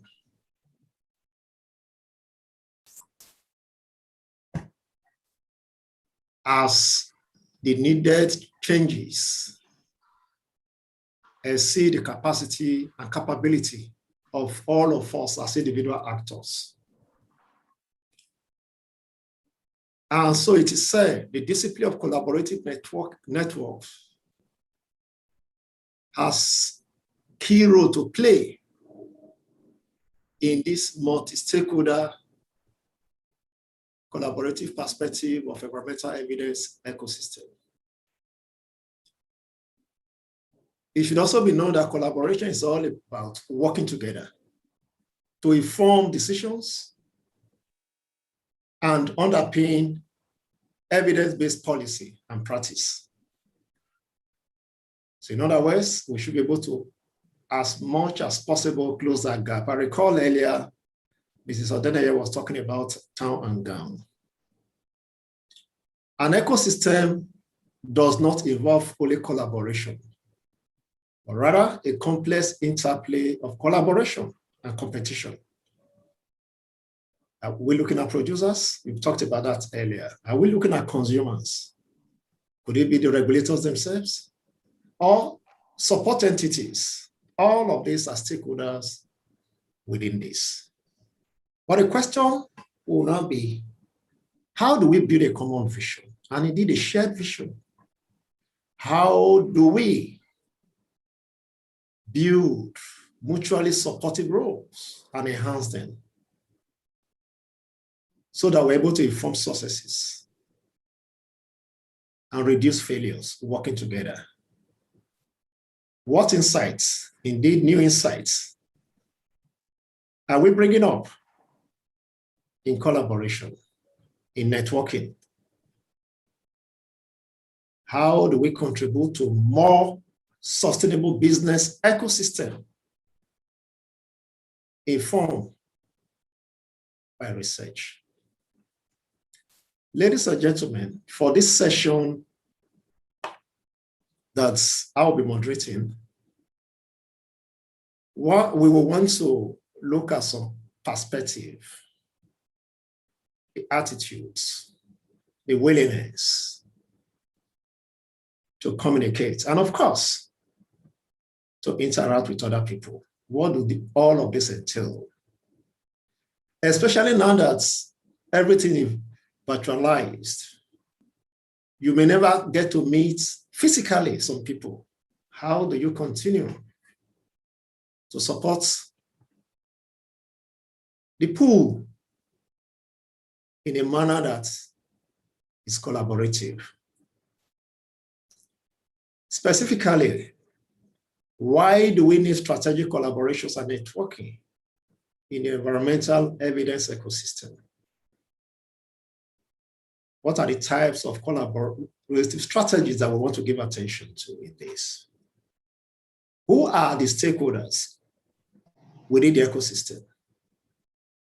To what extent have the stakeholders, such as users, developed different and new strategies for collaborating with research institutions within the ecosystem?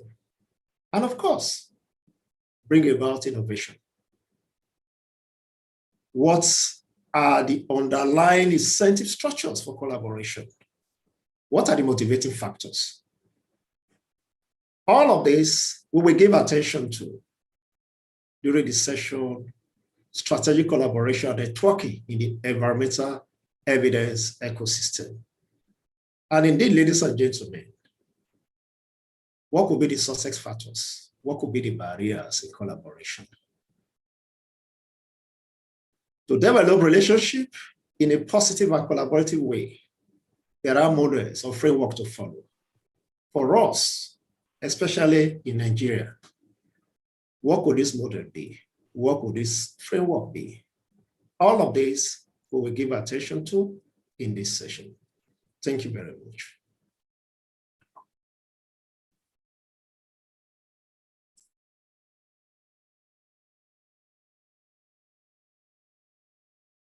Very much, Dr. Thank you very much for your speech. We are glad to have you with us, and we are looking forward to the workshop as you facilitate. We want to move ahead to the next facilitator, Dr. Nana Bonsu. I don't know if he is on ground. He's the research, okay, thank you. Research Fellow, Responsible Business, Sustainability, University of Birmingham, Birmingham Business School, UK. Welcome, Dr. Nana. Many thanks, Dr. Brahma, and hello everyone and distinguished guests present here this morning. So yeah, my name is Nana Bonsu, a research fellow in responsible business and sustainability at the Birmingham Business School, University of Birmingham. So what I do is I research, teach, consult, and engage policymakers, including the public and businesses, on responsible business and sustainability issues, including the interplay with the Sustainable Development Goals. So yeah, I'm happy to join you all and looking forward to Module 2 when it comes to the evidence, is the synthesis for policy making and industry applications. So my main job here will be looking to explore what environmental sustainability could mean to businesses in Nigeria. And then I'm gonna be having a pre-workshop survey developed that will be helping me to understand this field better. So based on that, on the 8th of, I think on the 8th of 9th of June, what basically I'll be doing is to engage the participants in some sort of developing future scenarios within the area of environmental sustainability that I could see be much more or less useful in helping shaping businesses' environmental sustainability plans, projects, and programs. So that's me. Thank you. Thank you so much, Dr. Nana Bonsu. Just before I bring on his co-facilitator, I want to say once again, just like Professor Pauline, that Dr. Nana Bonsu and Dr. Stanley Joseph, the next facilitator, are also will be facilitating from the UK, and they're doing this at no cost to us. So we really appreciate them for supporting us in this light. So it's my honor, ladies and gentlemen, to make welcome Dr. Stanley Joseph, is the Water Quality Lead Environment Agency in UK, and he'll be co-facilitating one of the modules on conducting demand-driven research in the area of environmental management with Dr. Nana Bonsu. Dr. Stanley Joseph, over to you, please. Thank you very much for having me today. Let me also stand on existing protocol. Dr. Joseph, we are not hearing you clearly, and if it's possible, if you could show your video as well. I'm on video already. Okay, yeah. Okay. Your sound is like in the back. Let me switch over very quickly.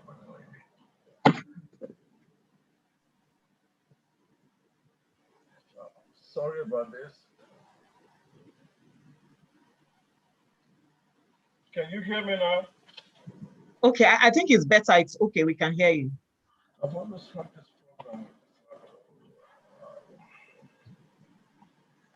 I'm trying to switch to a different computer. No, it's okay. We can hear you, even though it's not, but we can at least hear you. So you can go ahead. Thank you. All right. If you can hear me, then let me go ahead. Thanks very much for being here today. I also stand on existing protocols. Lead from water quality for the National Environment Agency in the UK, my area. And, the Environment Agency, EA for short, is the regulatory authority in charge of monitoring, protecting, and improving the environment in England. Now, on the topic of evidence-informed decision-making in environmental management, and indeed in any other field, it is all about using data, risk assessment, and the best available research evidence to inform decision. In the last 5 years, I've been involved as a data custodian and an evidence provider. I'm actively engaged in the monitoring, collection, and delivery of our environmental monitoring programs within the framework of our hydrology, ecology, surface and basin water programs. Now, the samples we collect and the data we collect from the various activities under the programs we manage are used to generate evidence that are required by the Environment Agency and indeed the government to make important environmental decisions. Decisions could be advice and support on current policies and operations, or even indeed to define future policy directions. So in the forthcoming workshop, I aim to facilitate participants to, one, identify environmental issues associated with untreated sewage disposal into the environment in Lagos. 2, undertake a risk assessment of the identified issues. 3, evaluate and rate the risks. And finally, participants will be able to make an informed decision based on the evidence before them. And thereafter, I will like to share some of my experiences of the processes involved in my role and the work my team does, and how the work we do is used to generate the evidence that the EA and indeed the government use to make environmental decisions in the UK. And thank you very much.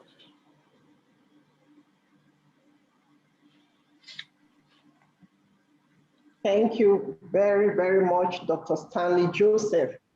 Thank you for sharing the summary of your workshop material with us.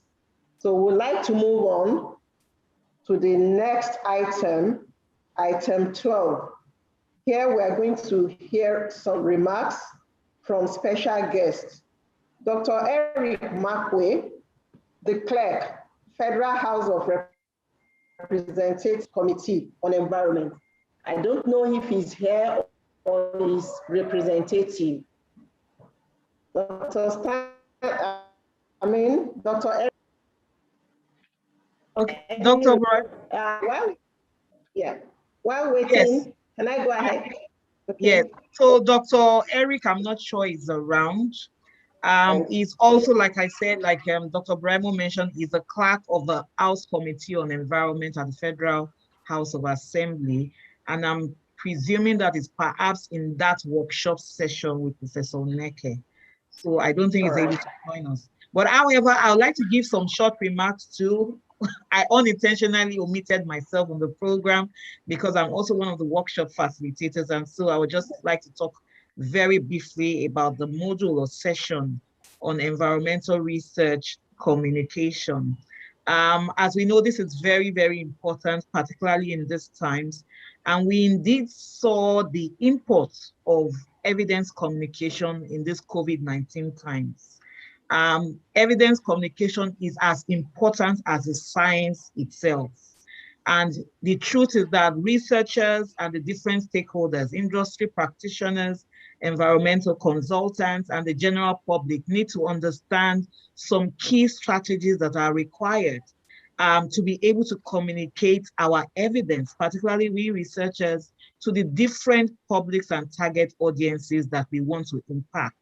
Because this is the essence of research in the first place, not only to publish in journals, which are often technical and not understandable to the decision makers, but to be able to impact and drive change, both in the general public, as well as to inform decisions by policymakers. So in that session, I'm going to be facilitating us about key verbal and non-verbal strategies for communication. I'll be sharing some hands-on tools and training on how we can use different channels, such as social media, to be able to communicate our science.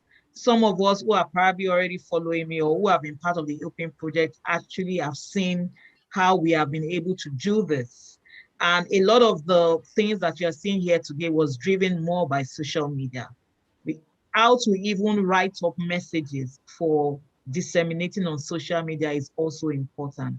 So these and more are the things that you'll be hearing from at that session on evidence communication. And it's going to be accompanied by a panel session, which will basically be a lesson sharing experience that will be, we have participation from people from media, the Guardian newspaper, from the government, Mr. Lasisi, hopefully, and from some other participants as well. So participants, shortlisted participants should look forward to that session very well. On that note, Dr. Braimo, I want to give the floor back to you. Dr. Makwe is not here, like I said. I think it's next to remarks from project partners. All right, thank you very, very much.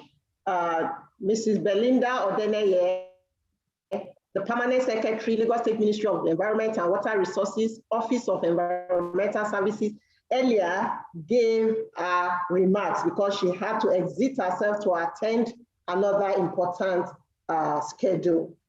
I now want to call on the next person, the next project partner, my own very host at the Federal Ministry of Environment, the Federal Controller, Federal Ministry of the Environment, Southwest Zone, Mrs. Oluwatoyin Agbenla.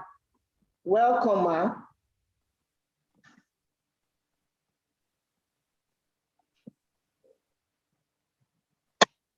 Is she around? Yes. Good morning. Good morning, everyone. I'm glad to be part of this.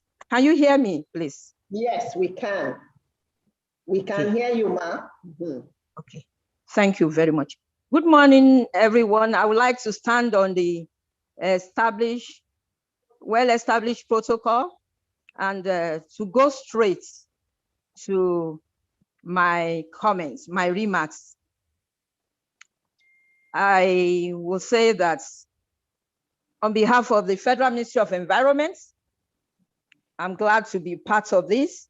It gives me great pleasure to be part of this project, even Inception meeting. Once again, even though the ministry has been part of this project since January 2020, the EUEPiN project is a laudable one aimed at fostering synergy between evidence producers, that is researchers, and the evidence users, policy makers, and the use of evidence in the environmental management domain. Like I always say, it is not possible to clap successfully with one hand. You need two hands to clap successfully. And that is why this meeting together, this collaboration between the researchers and the users of research is a very welcome development. The project is heralding a great hope in the environmental space for evidence-informed decision-making in Nigeria and Africa at large. Hence, will promote the use of evidence produced locally to formulate implementable policies in Nigeria. We will now be able to formulate policies that are adaptable, that are ready-made to our issues in Nigeria. We won't be doing copy and paste again. I want to appreciate the project lead, Dr. Shogbamu, and our team for their relentless efforts in seeing that this project is successful. Notably, some of the achievements are the establishment of knowledge transition units in the project partner institutions, establishment of the environmental evidence synthesis and knowledge translation research group in the University of Lagos, and the creation of environmental portal that is in the pipeline that will serve as a one-stop shop for every validated environmental document and material. And so, better time like this.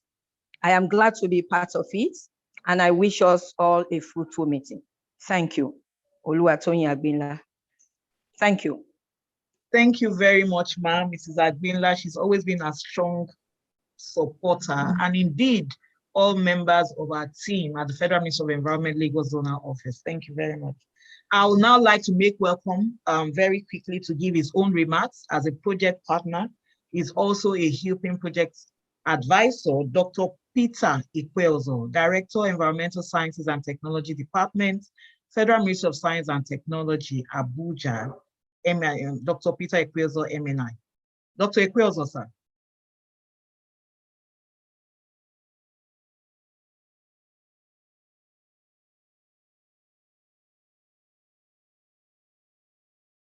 Dr. Peter Ikweozo.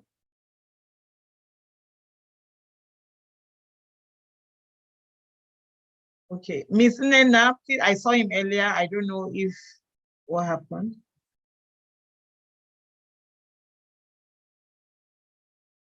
Okay, we will just move on to the next presentation. Dr. Braimo, please go ahead. When Dr. Peter comes back, we'll invite him to give his remarks. Thank you. All right. Thank you very, very much, Dr. Shogbamu. I will like to move to item 14, remarks from EUEPiN project advisor, Professor Adebayo Utitoloju, a professor of ecotoxicology, University of Lagos, a professor par excellence. He was the former MD, University of Lagos Consult. Welcome, Professor Adebayo Utitoloju, to give your remarks. Thank you. Okay, thank you very much. I hope you can hear me. A bit louder, sir. Thank you very much. I hope you can hear me now. We still need you to have more volume, sir. Volume, okay. Can you increase your volume a bit? I have done everything. It's getting better. I think you can just go ahead, and if he's also able to show his video, that will be fine. Yes, thank you. Okay, thank you very much. My video is on. First of all, I want to congratulate the project lead, Dr. Temitope Shogbamu, because I have always known that for you to have tremendous success in a project of this nature, you need the energy and the push by a lead, and you have been doing a very good one. And I can say that, well, I'm sitting down, so on behalf of everybody, if you don't mind, let me sit on the existing protocol. And then I want to say that definitely what we are witnessing today is that the building blocks are coming into play. You know, we started with EUEPiN. Now we have the Environmental Evidence Synthesis and Knowledge Translation Research Group. We are also having the Environmental Evidence Portal for Nigeria. And all these building blocks are coming together, you know, to address a need, a very important need in Nigeria. I mean, I can just give a little story about what we had then with the FEPA Green Book. I mean, that is the book which contained most of the environmental standards in Nigeria that was from FEPA then, in the old agency. And what we had in the book, from the acknowledgement, it was very clear that there was a need, because most of the standards that we had then, they were all adopted either from the United States, from India, from WHO and the rest of it. They were all adopted. And the reason was clear. Yes, there may have been evidence, environmental evidence here and there in Nigeria, but there was no aggregator to bring all this evidence together for us to depend on them in order to derive what was going to be, I mean, a Nigerian homegrown standards. So most of those things were adopted as far back as 1980s. As we are here today, the issue is still at play. The importance of having an aggregator is also still needed as we are still speaking to us today. I mean, in that regard, it means that what we are having today with EUEPiN, with the research group, with the knowledge translation units, everything coming together would form a major, an important tool that we are all going to need in Nigeria in order to translate evidence into policy making. I'd like to conclude by saying that maybe I can pose a few questions, because as the evidence producers, I'm talking about researchers now, there's also a need for us to understand what evidence are we generating? You know, what is our target research questions? What will be our research objectives when we decide to be generating all these various evidence that will be used by the policymakers? What this is just pointing out to us is just that we need a lot of capacity building. There is also need for further engagement, forums, chat rooms, and other platforms to ensure that we have continual and meaningful, informal and formal engagements within the environmental network. With this, I'm sure that if we are able to do this, just in line with what the Dr. Shogbamu is doing right now, I'm sure the translation that we're going to have is going to have meaningful impact on our environment. So I congratulate you. I look forward to a very eventful presentation from so many of the modules. Most of the modules topics were just wonderful. They are so much needed by those of us who are evidence producers, by the policymakers, and also people who are in the manufacturing sector. So I really look forward to a wonderful situation with us today. Thank you so much. Thank you very much, Professor Otitoloju. And then we just move straight on. We now have Dr. Peter Ikweozo back in the house, who is going to give now his remarks as a EUEPiN project advisor, as well as a project partner. He's the Director, Environmental Sciences and Technology Department, Federal Ministry of Science and Technology, Abuja, Nigeria. So Dr. Peter Ikweozo, the floor is now yours. Short remarks, sir.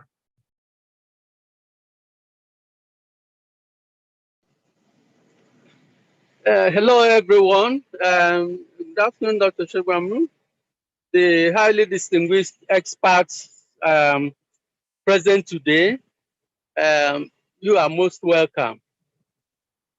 As I just want to commend the efforts of Dr. Shogbamu and then his team, her team, for the great efforts she has put into this project. But I'm particularly impressed with the innovation that she has brought into the project. And that is the websites and the open access platform. It is very highly desirable that Nigeria and of course the rest of Africa should key into that platform, because as part of the key objective of that open access, it is geared towards bringing the rest of Nigeria and Africa into limelight.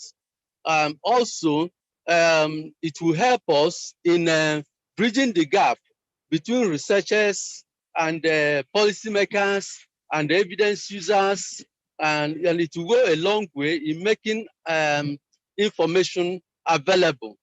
I was particularly impressed by the presentation by Caro Mukira, Dr. Caro Mukira, and of course with the detailed presentation from Temitope Shogbamu.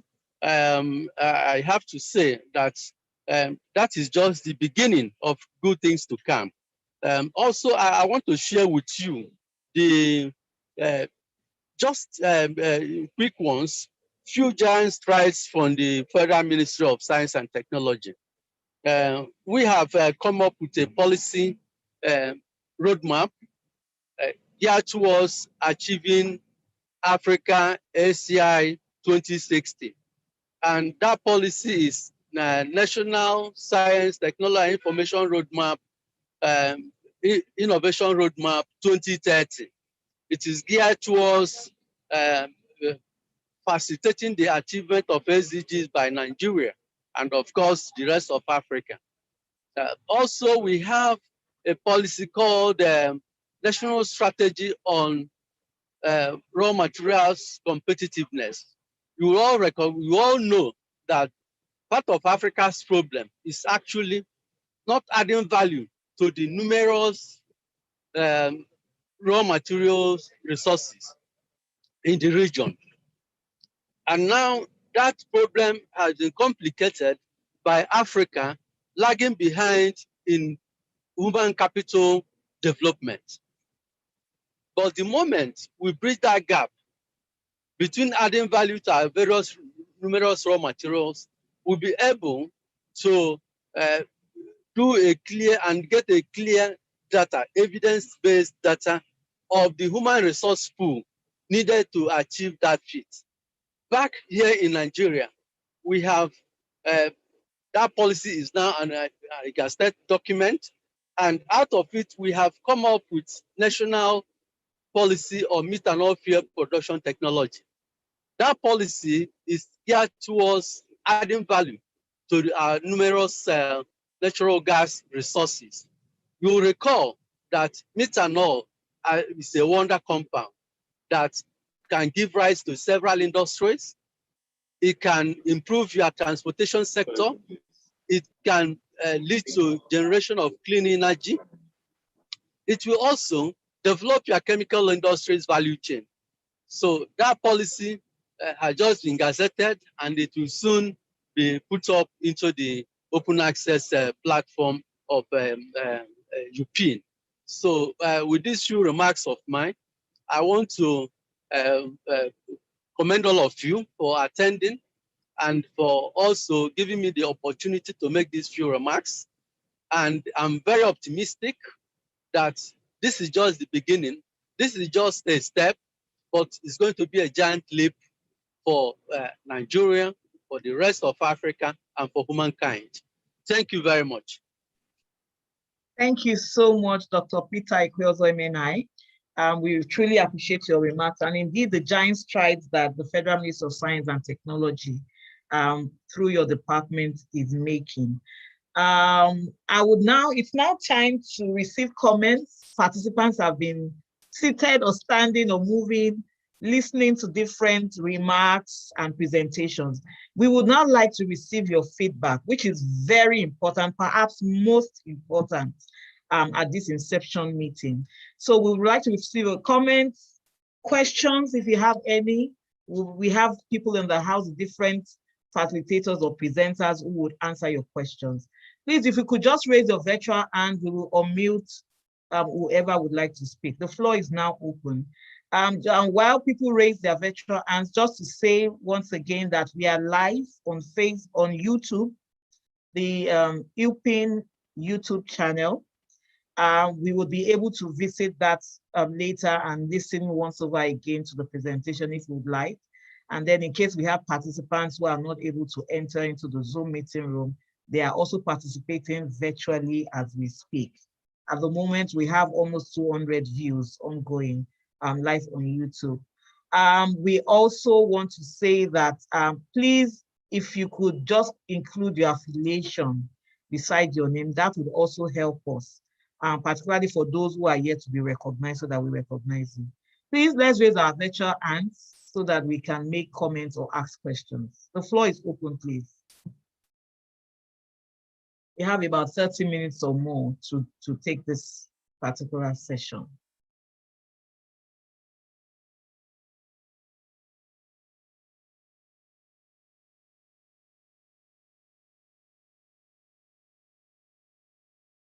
There are no virtual hands coming up yet.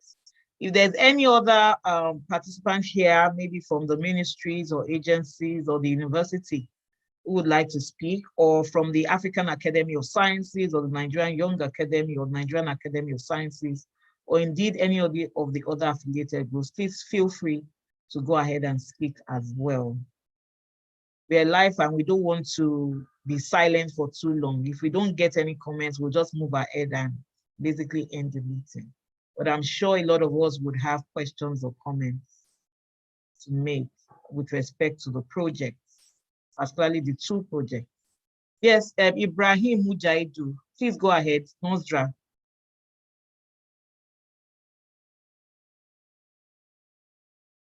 Please go ahead.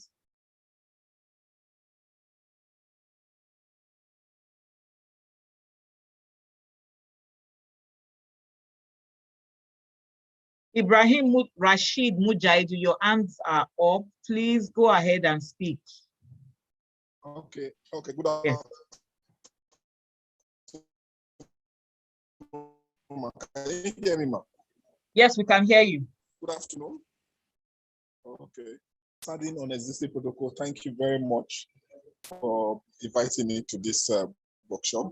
I'm from Nostra, and I'm looking forward to attend the workshop. Thank you very much, and I will be there live to attend and gain from you. Thank you very much, ma'am.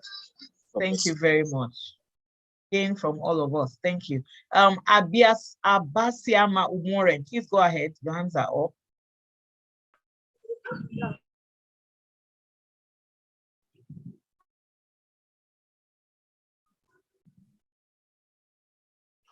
We are not hearing you, Mr. Umoren. Hello, can you hear me? Yes, we can hear you now. Yes, thank you. All right. Good afternoon, everyone. My name is Abasiama Umoren from Pan-African University, University of Ibadan. I don't have any question for now, but I just want to commend the effort of the team for the job well done. In fact, this project is timely, so it's a good one. It's a nice job. I really appreciate the team for a work well done. Thank you very much, ma'am. Thank you very much, Mr. Umoren. Thank you so much for that. Dr. Omolabake Okun Akan, please go ahead. Dr. Okun Akan, please go ahead, unmute and speak.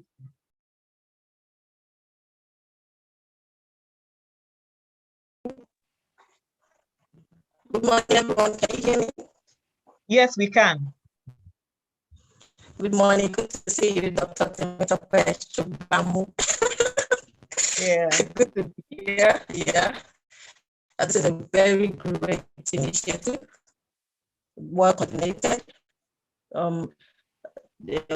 So happy that our researchers will not be on the shelf anymore. We'll be able to translate it to a productive process that can work. Good initiative. Well done. Well done. I'll be there life. So I'm coming to Lagos to thank you. Thank you. Yeah, thank you very much. Mr. Boyega Olorunfemi, please go ahead. Okay, good afternoon, everyone. I hope you can all hear me. Yes, we can. All right.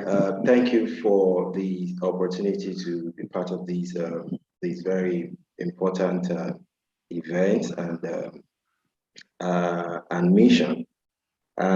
Perhaps my comment would also have a bit of question.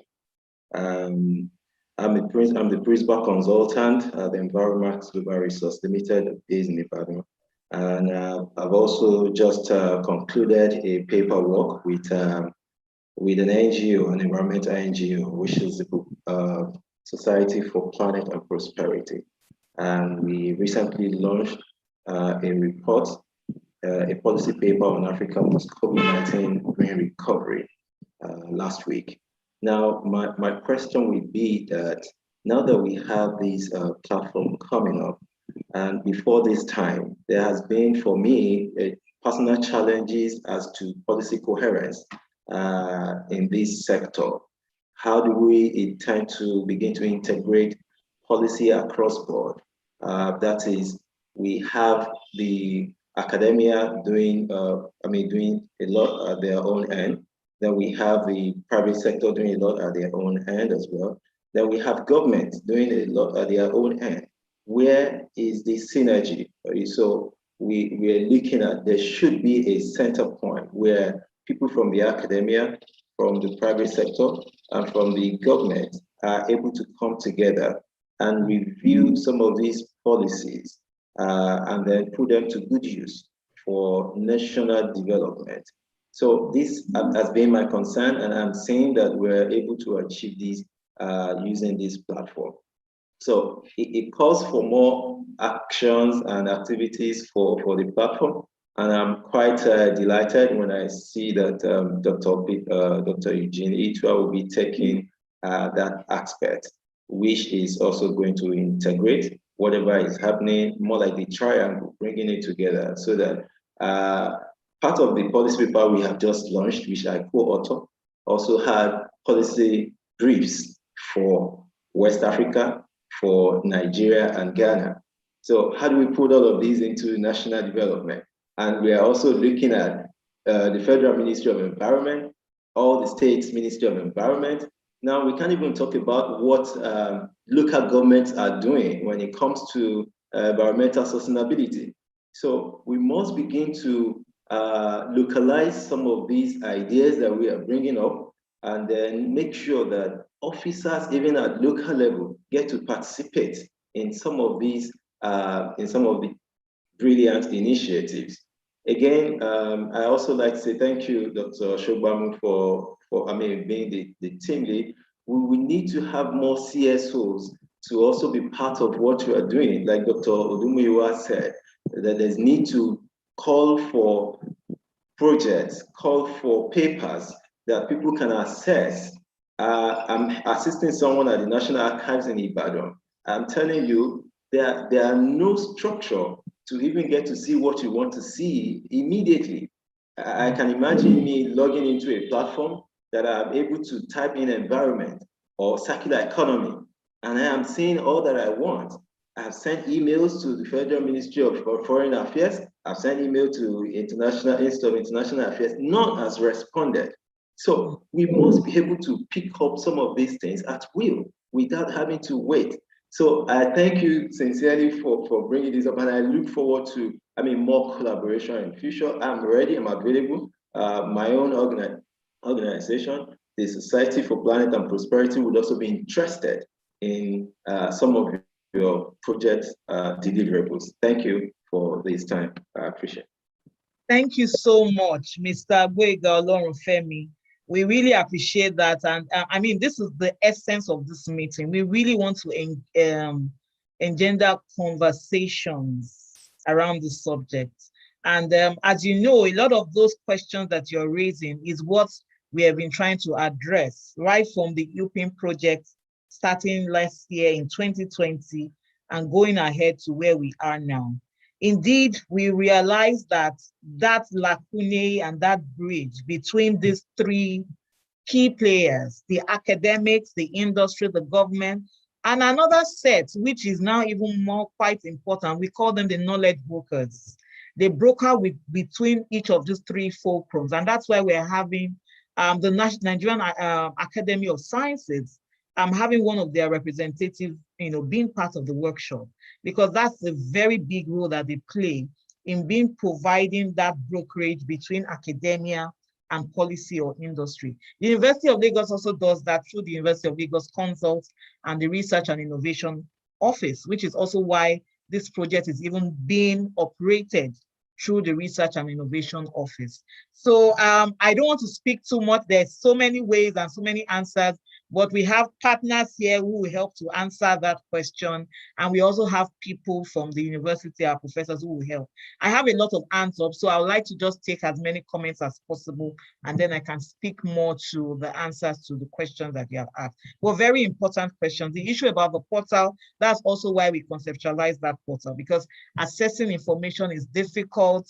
And so we just want a one-stop place where people can accept information at the hand length. And you don't know, this one-stop place too can facilitate funding as well.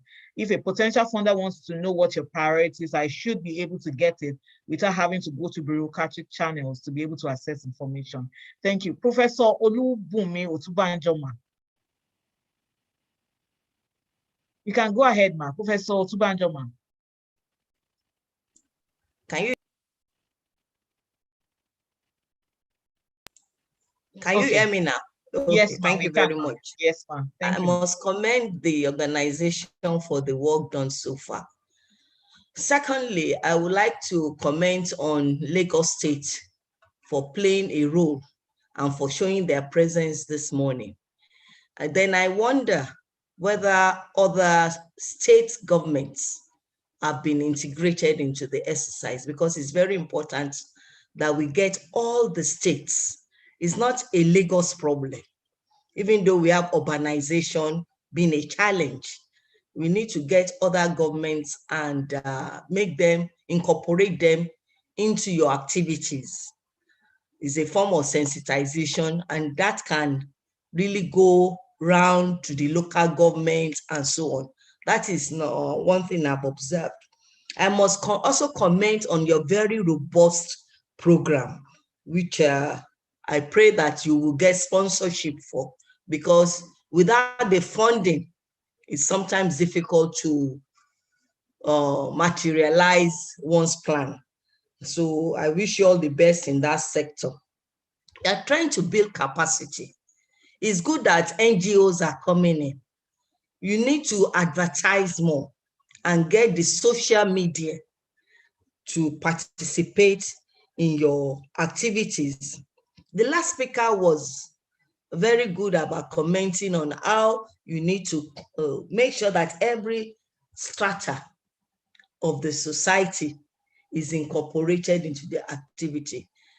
The solution to our problem is to get everybody, every one of us must be involved. It's not just the scientists. They produce evidence, but then the users must also be participants in it.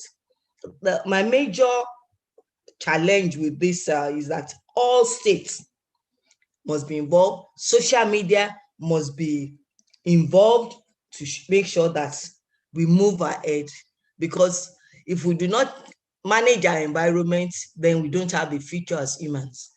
So I thank you very much for all your activities, and I pray that you will continue to get sponsorship to carry out your activities. God bless you. Thank you so much, Ma. That's fantastic comments about how we go forward from here. Just to say that about the issue of the other states, fortunately, in the course of the EUEPiN project, Mrs. Agbenla became the Southwest coordinator for the Federal Ministry of the Environment. And we have actually had this discussion with her. The major challenge really, like you underscored, has been the funds. And in fact, last year, most of the workshop participants were mostly from Lagos and maybe from Ibadan and Covenant University. This year, we are having participants coming all the way from Kaduna, from Abuja, and all that. And unfortunately, we cannot even, cover their transport fares and all that. We've had participants write us to tell us how do we get funding to cover our transports and our accommodation, because they're coming from very far. So we're hoping that we will get more bigger and robust funds. Indeed, we really want to expand this throughout Nigeria. And that's why we're also building cohorts. So one of the things I didn't mention in my presentation is that, for instance, those who were trained last year, some of them have started their own initiatives in their states. And I think Dr. Wakawa will probably talk about that. So that way, EUEPiN is also expanding the work through other participants who will now become sort of trainers in themselves and do that across the states. But yes, ma'am, we will make efforts to expand to other states as well. Thank you so much, ma'am. And also reach out through social media. Thank you. May we have now Mr. Green Ojegwo? Yes, please. Please, if you could make your remarks or questions quite concise, because we have a lot of hands up and we need to manage. If you can hear me? Yes, we can. Yes, all right, my name is Green Edwin Ojegwo. I am currently affiliated to EDPRO Environmental Services in Port Harcourt.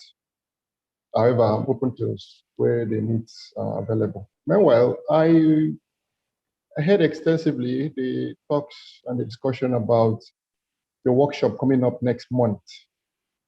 Please, I know if the nomination have been done already for the workshop, and has the nominators been notified of this workshop next month?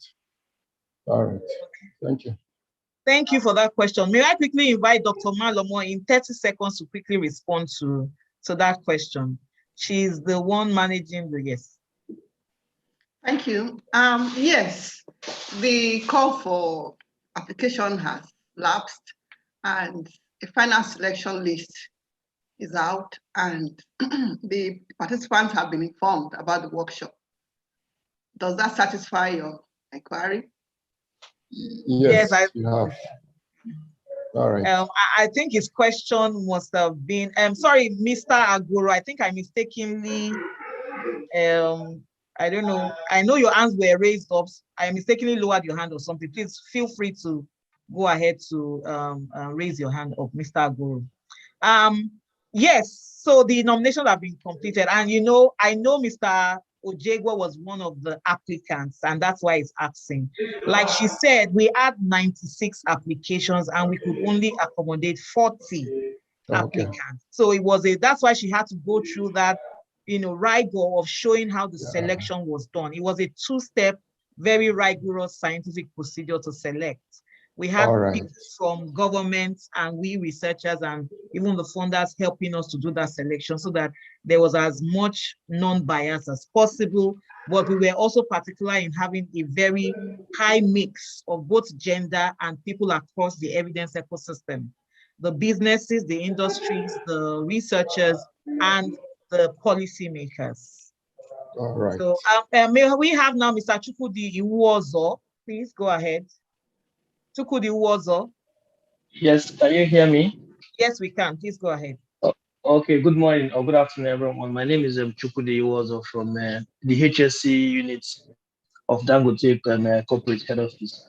So unfortunately, I joined a bit late, even though I followed the program from LinkedIn, and I don't know, somehow I missed it, but I think from the part where I joined, sometime from 11:30 or so, I really enjoyed the conversations and the presentations, and I want to say that it's very good, and also commend you guys for this initiative. I'm always up for where we have research meeting with industry practice. So I will just keep what I want to say is I'll just keep in touch with the program so that we are aware, because we have many, of course, there are many environmental issues that require applications, like, and if we have researchers from some of our universities that already have solutions to some of these problems, then to help us to manage the environment better. This is to help our jobs, those of us that work within the environmental space, or trying to help the company manage environmental and social risk.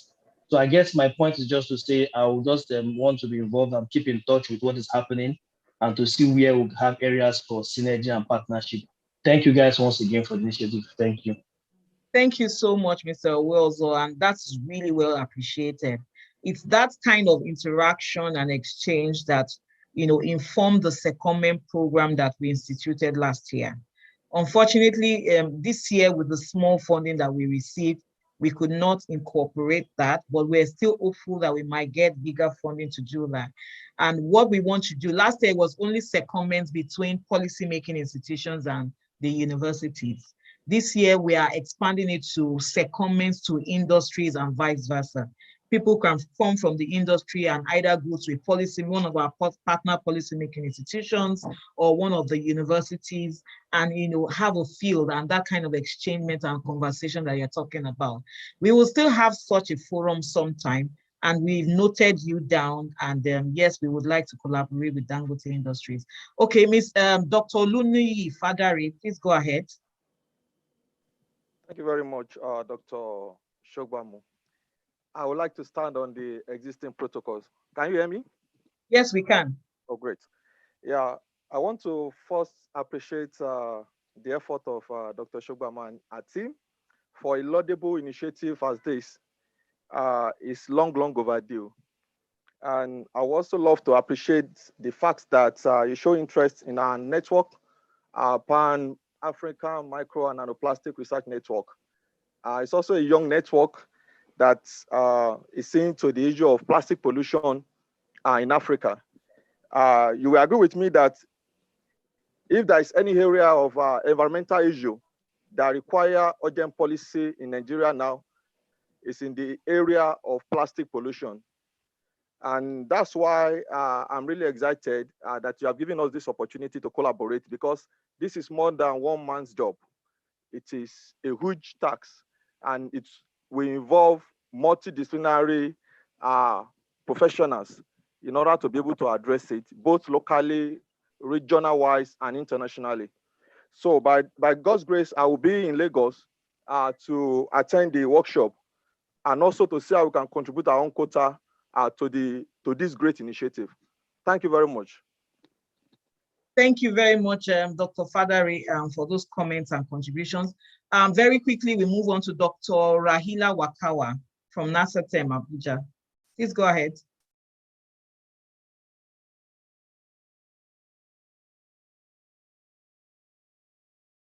Dr. Wakawa. Okay, she's not ready. Mr. Olayiwola. Okay, she's ready. Okay. Yes. Yes, go ahead. Good afternoon, everyone. Good afternoon.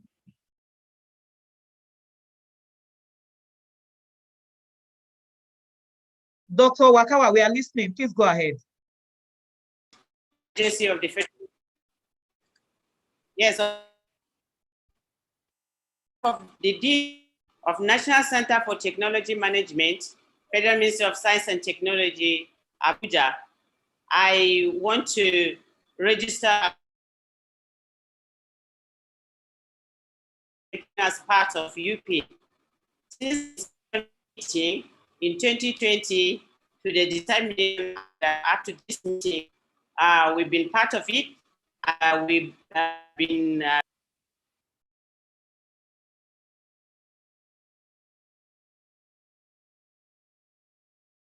Okay, I think our network is bad. Mr. Agoro, please go ahead. Maybe she'll come in after Mr. Agoro. Mr. Olayiwola Agoro, please go ahead.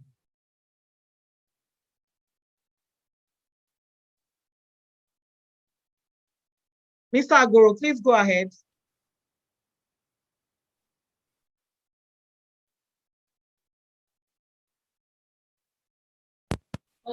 Hello? Yes, please go ahead.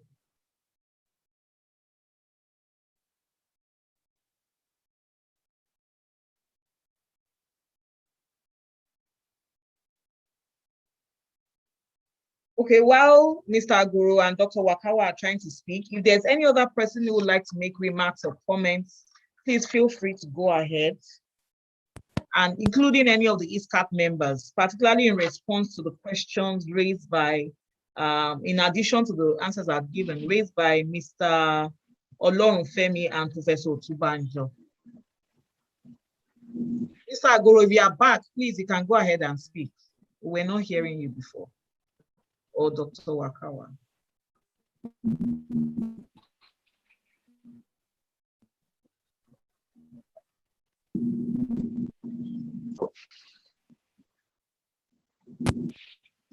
Hello? Hello, can you hear me? Yes, Mr. Aguru, we can hear you. Okay, thank you very much, Dr. Shugbamu. Good afternoon, everybody. Yes, go ahead, Mr. Aguru. Okay, thank you very much, Madam. I'd like to commend the EUEPiN team for this virtual meeting, most importantly for the proposed capacity development workshop, which will be coming up in June. I must commend you, and there's no doubt that environmental issues have become everybody's issue, and we need all hands to be on deck to contribute to it. I want to suggest, and I'm sure for the EUEPiN team, I don't know if you're aware, the Federal Ministry of Science and Technology is about reviewing the science, technology, and innovation policy. And it would be a good idea for your own contribution, most importantly on this in this area, towards the review.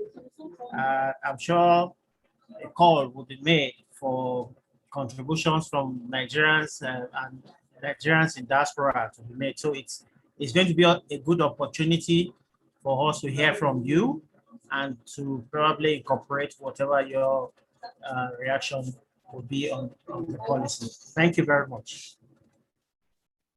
Thank you very much, Mr. Aguru. Yes, the EUEPiN project and EESKT-TCEBCEM team will be, of course, very willing to contribute to the review. Actually, last year, we were also part of the Lagos State Ministry of Environment and Water Resources draft plastic policy stakeholder meeting, and we submitted our comments also with respect to that policy early this year. I know when I was at FMST in 2019, I was part of that review, and I'm a bit surprised that the review is still ongoing up till now. I'm thinking maybe you're trying to get more stakeholder engagement, which is of course very important. So yes, we'll reach out to you and also Dr. Ekweozo and see how we can formalize our contributions, both as, yes, to the STI policy. So thank you very much for that comment. I think Mr. Peter Izangedi from RMRDC was trying to speak earlier on. Please, if you could unmute and go ahead. From raw materials. Yeah. Yes. Good afternoon, everyone. I really appreciate this forum, and it's a very good thing for us to have policymakers, the researchers, and the industry players coming together in a forum to see how we can solve some environmental issues. I think what I need to suggest at this point is that we should find a way to develop big data concerning environmental matters. Let us mine those information, those problems that we face. And since we have researchers, we have policymakers here, our industry players, we can come together and list out those specific problems that affect our environment, so that we can, at the end of that workshop, we can go back and see the research we need to carry out in those areas to see how we can solve this problem. I think we need to encourage people to come up with problems that affect our environment, so that we during the workshop and see how we can brainstorm those projects and see a solution. So that's what I want to suggest. Everybody should come with any problem affecting the environment so that we can see how we can resolve those issues. Very important we have this data at time. Thank you. Thank you very much, Mr. Peter. And that's, in fact, that's what you mentioned is one of the things that we're going to be highlighting in the session on conducting demand-driven research that will facilitated by Dr. Stanley Joseph. And one of the key things of this workshop is that we want to be able to, at the end of the day, have outcomes that includes, setting out and putting together, because we have participants from industry, from policymaking institutions, and from research and university institutions, put down what they feel are demand-driven priorities for research and also demand for evidence, even from industry, which will essentially become research projects that we can put forward to any potential further and support people. So yes, that will be discussed. Dr. Fodile, I think you want to speak. Please go ahead, ma'am.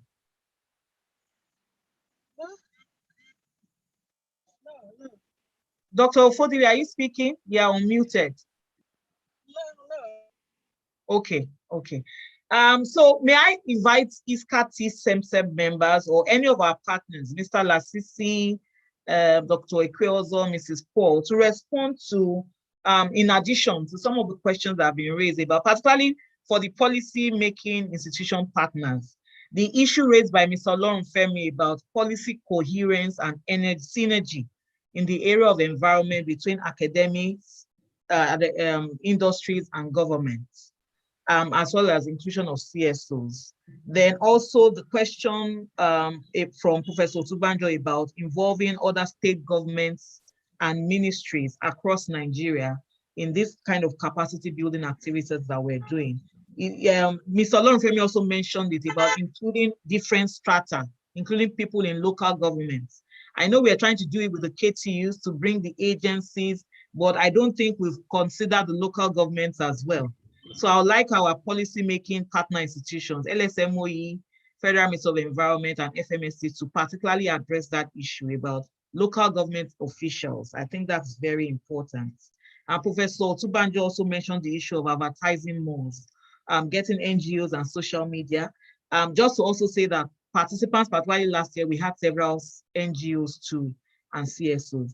But please, we now invite any of these partners to please respond to some of those questions.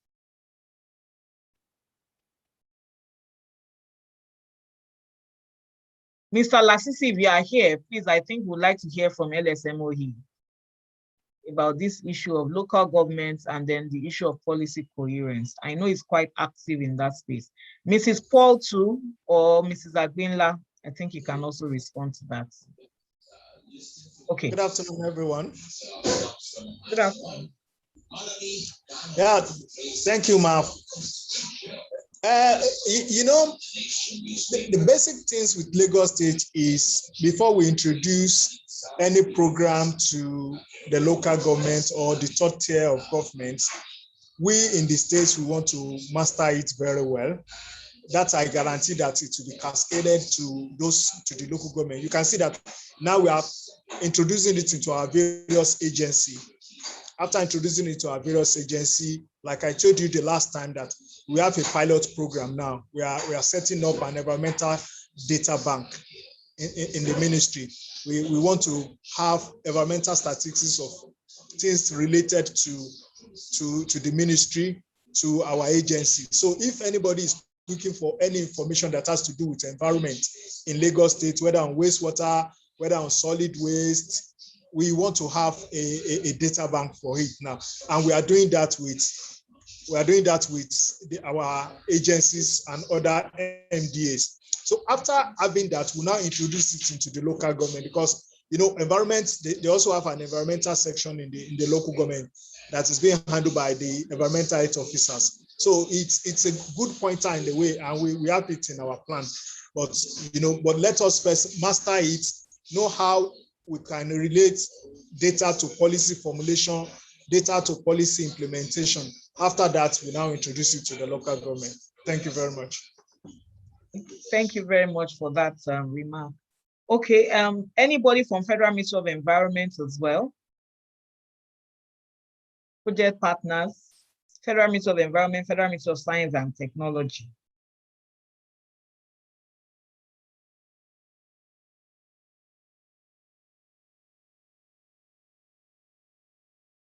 EESKT-TCEBCEM members as well, I are welcome to respond. I think we still have Professor Obotu in the house. I think she can also talk about that issue of industry. Professor Oboma, if you are still here, ma, the issue of, I know the R&I office is also working very well with this synergy with academic institutions, industry, and government. Maybe if you could also respond to it, ma. Okay. Yeah, thank you very much. Yes, we have some, I tell you, through our innovation space, we have interaction with the industry because we seriously believe in the triple helix or quadruple helix model, as you may want to say now. That means the academia, government, industry, and stakeholders. Stakeholders will be all other members of the community that will be impacted by whatever research is being carried out. And so within the R&I office, we have quite a number of collaborations with some industries. And we have, and even as a university, we have had industries who have sponsored specific research, especially with engineering and science faculties, specific research to that is based on their industry needs. And they have sponsored such research. They have results from such research which they use within their industry. So we have quite some collaboration. Last year, we were really planning something in the waste management industry as an innovation challenge, because we tried to organize innovation challenge for our students, whereby a problem in the environment or within the state is thrown up to the students. They come in teams and they say they look at the problem, they pick maybe a lecturer or somebody as an advisor, and they begin to work on how they can solve that problem. At the end of the day, they come around and they pitch their ideas, and then they are able to be supported further to work on it. Last year, our challenge was actually, what we were looking at was actually more in the polymer industry, waste bags from cement, waste bags from most of the products we buy in the market, especially the heavy waste bags. But for COVID, we could not sustain that. We had some meeting even at that point with Dangote Industries, and we went on to have some meetings with those stakeholders within the cement industry, Lafarge and Co, with even Dangote involved. So we are hoping that with the reduction in in COVID, and we continue to pray for good news so that we can all gather and sit together again, that maybe by the end of the year, we'll be able to organize this innovation challenge. The industries are all going to be brought on board. Our template for organizing it is quite ready, and we'll be able to come about solutions to that. I remember when Professor Familoni, the DVC A&R, was speaking, he also started speaking of the challenge of the disposable face mask, which, whether we like it or not, will be something that will dot the landscape, if not for the fact that in our environment here in Lagos State, we have cleaners sweeping and getting our streets and everywhere ready. I'm sure we would have found them dotting everywhere. But I think it's something we also have to bring on board as a research area and see how that kind of waste can be reused, either recycled or in whatever use it can come to, so that it doesn't become a menace in our landfills and in our dump sites as the years go by. And our collaboration with the industry has really yielded a lot for us in UNILAG, based on research that has been done with Vitafoam. They have gone ahead to endow a laboratory, and in our central research, and what they have done is to all manner of equipment related to materials engineering in that lab. It was actually commissioned. It was actually commissioned by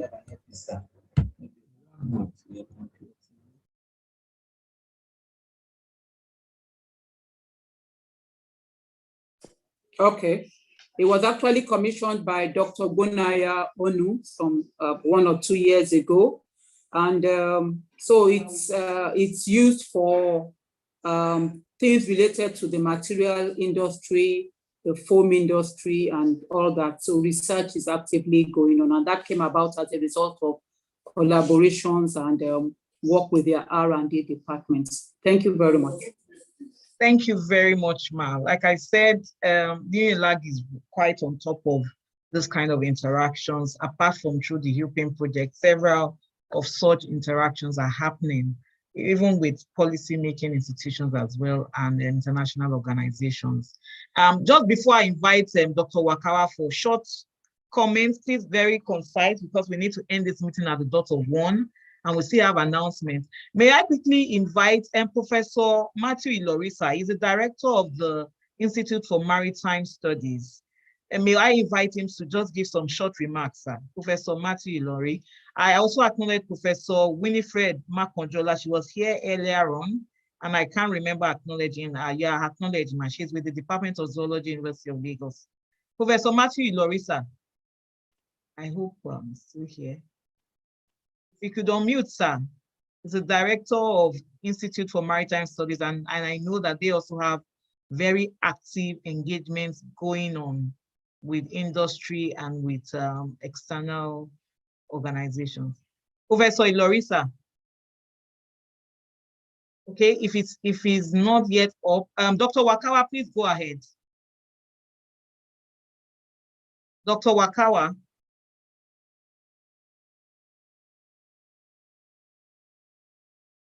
Dr. Buraimo, please, I yield the floor to you.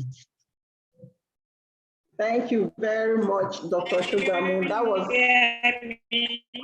okay. Go ahead, Dr. Wakawa. Can you hear me now? We can hear you, but it's very slurry. I think I can go on, Dr. Shugamu. All right, thank you for that very Center for Technology Management is open access portal for the environment, first of its kind in Nigeria. The DG has consented and has promised to do his best through the staff members that have been part of this EUEPiN to contribute to this portal. And definitely, if we can do this very well, we are going to reduce the problems of having numerous and important research findings on the shelf.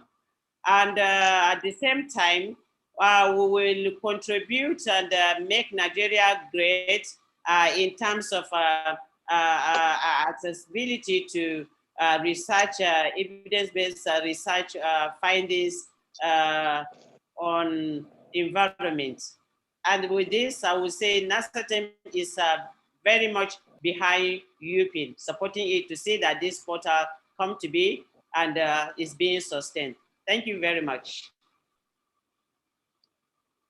Right, thank you very, very much, Dr. Wakawa. Thank you for your speech. So we now move straight ahead to the announcements.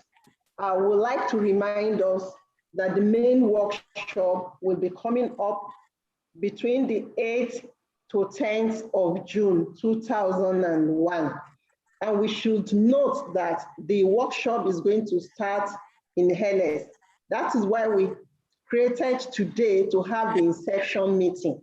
So there will be no all this introduction and all these other events that usually eat into the time. So we'll just go straight into the workshop on those days. So, and we'd like to let you know that all COVID-19 protocols will be put in place. We are going to give the nose mask, there will be sanitizer, and we hope to have a nurse around, to check on us. And we hope that we are going to have a good time at this very workshop. I'd like to appreciate everyone for standing by up till now in the past almost 3 hours. In absentia, we appreciate our VC, Professor Ogundipe. We thank Professor Familoni for standing still. We appreciate our able Professor Bola Obo for creating the time to stand by us all through this inception meeting. We appreciate our own Dean of Faculty of Science, Professor Elijah Oyeyemi, for standing by. Professor Ilori, we noticed you have been around. Thank you for coming. We thank Professor Andrew Pulling. Thank you so much for coming. Professor Olubunmi Otubanjo, thank you for being a mother unto us. Thank you for your good and profitable suggestion. May God bless you. Professor Longe, Dr. Odumuyiwa, the director of NITDA that has been helping us with our website, we say thank you. To all our KTU partners, headed by Mrs. Agbela, Mrs. Odeneye, Mr. Lasisi, Mr. Victoria Paul, and everyone that I cannot mention right now. I thank you very much. Mr. Ibrahim Rashid Mujaidu of Nosra, my host, I say thank you very much. I want to appreciate everyone that has been here from the inception of the meeting up till this present moment. We say thank you very much for coming. I invite Dr. Shogbamu for more announcements. Thank you so very much. Thank you very much. We are going to end this meeting at exactly 1 p.m. So I just want to add to the announcement given by Dr. Buraimo that this workshop is for the shortlisted participants only, and they have been communicated. More communications will come in this following week about modalities. And like we said, it's a full day in-person workshop. We start in earnest at 8 a.m. to 4 p.m. daily for the 3 days. So we want to enjoin you to please start making your plans. If you need any information about logistics and accommodation, please reach out to the PA at eupin.unilag.edu.ng. We will write to you shortly so that such logistics arrangement can be made. We want to thank you, everyone. We want to thank particularly our funder. She's been here. I don't know if she's still here. Ms. Carol Mukira, our advisor, Professor Adebayo Otitoloju. I don't know if Professor Ilori is back. If we would like to hear you, sir, he's also an ardent supporter of the EUEPiN project. Professor Ilori, sir, if he's not here. Okay. So we want to thank you, everyone, for joining us, all our participants from the diaspora, facilitators from the diaspora, everyone who is here. We really appreciate you. And on this note, ladies and gentlemen, we would like to close this inception meeting. Please have a wonderful day. Bye. Bye. Bye, ma. Thank you. Bye-bye. Thank you, Dr. Bye. Bye. Bye. Bye, ma. All right.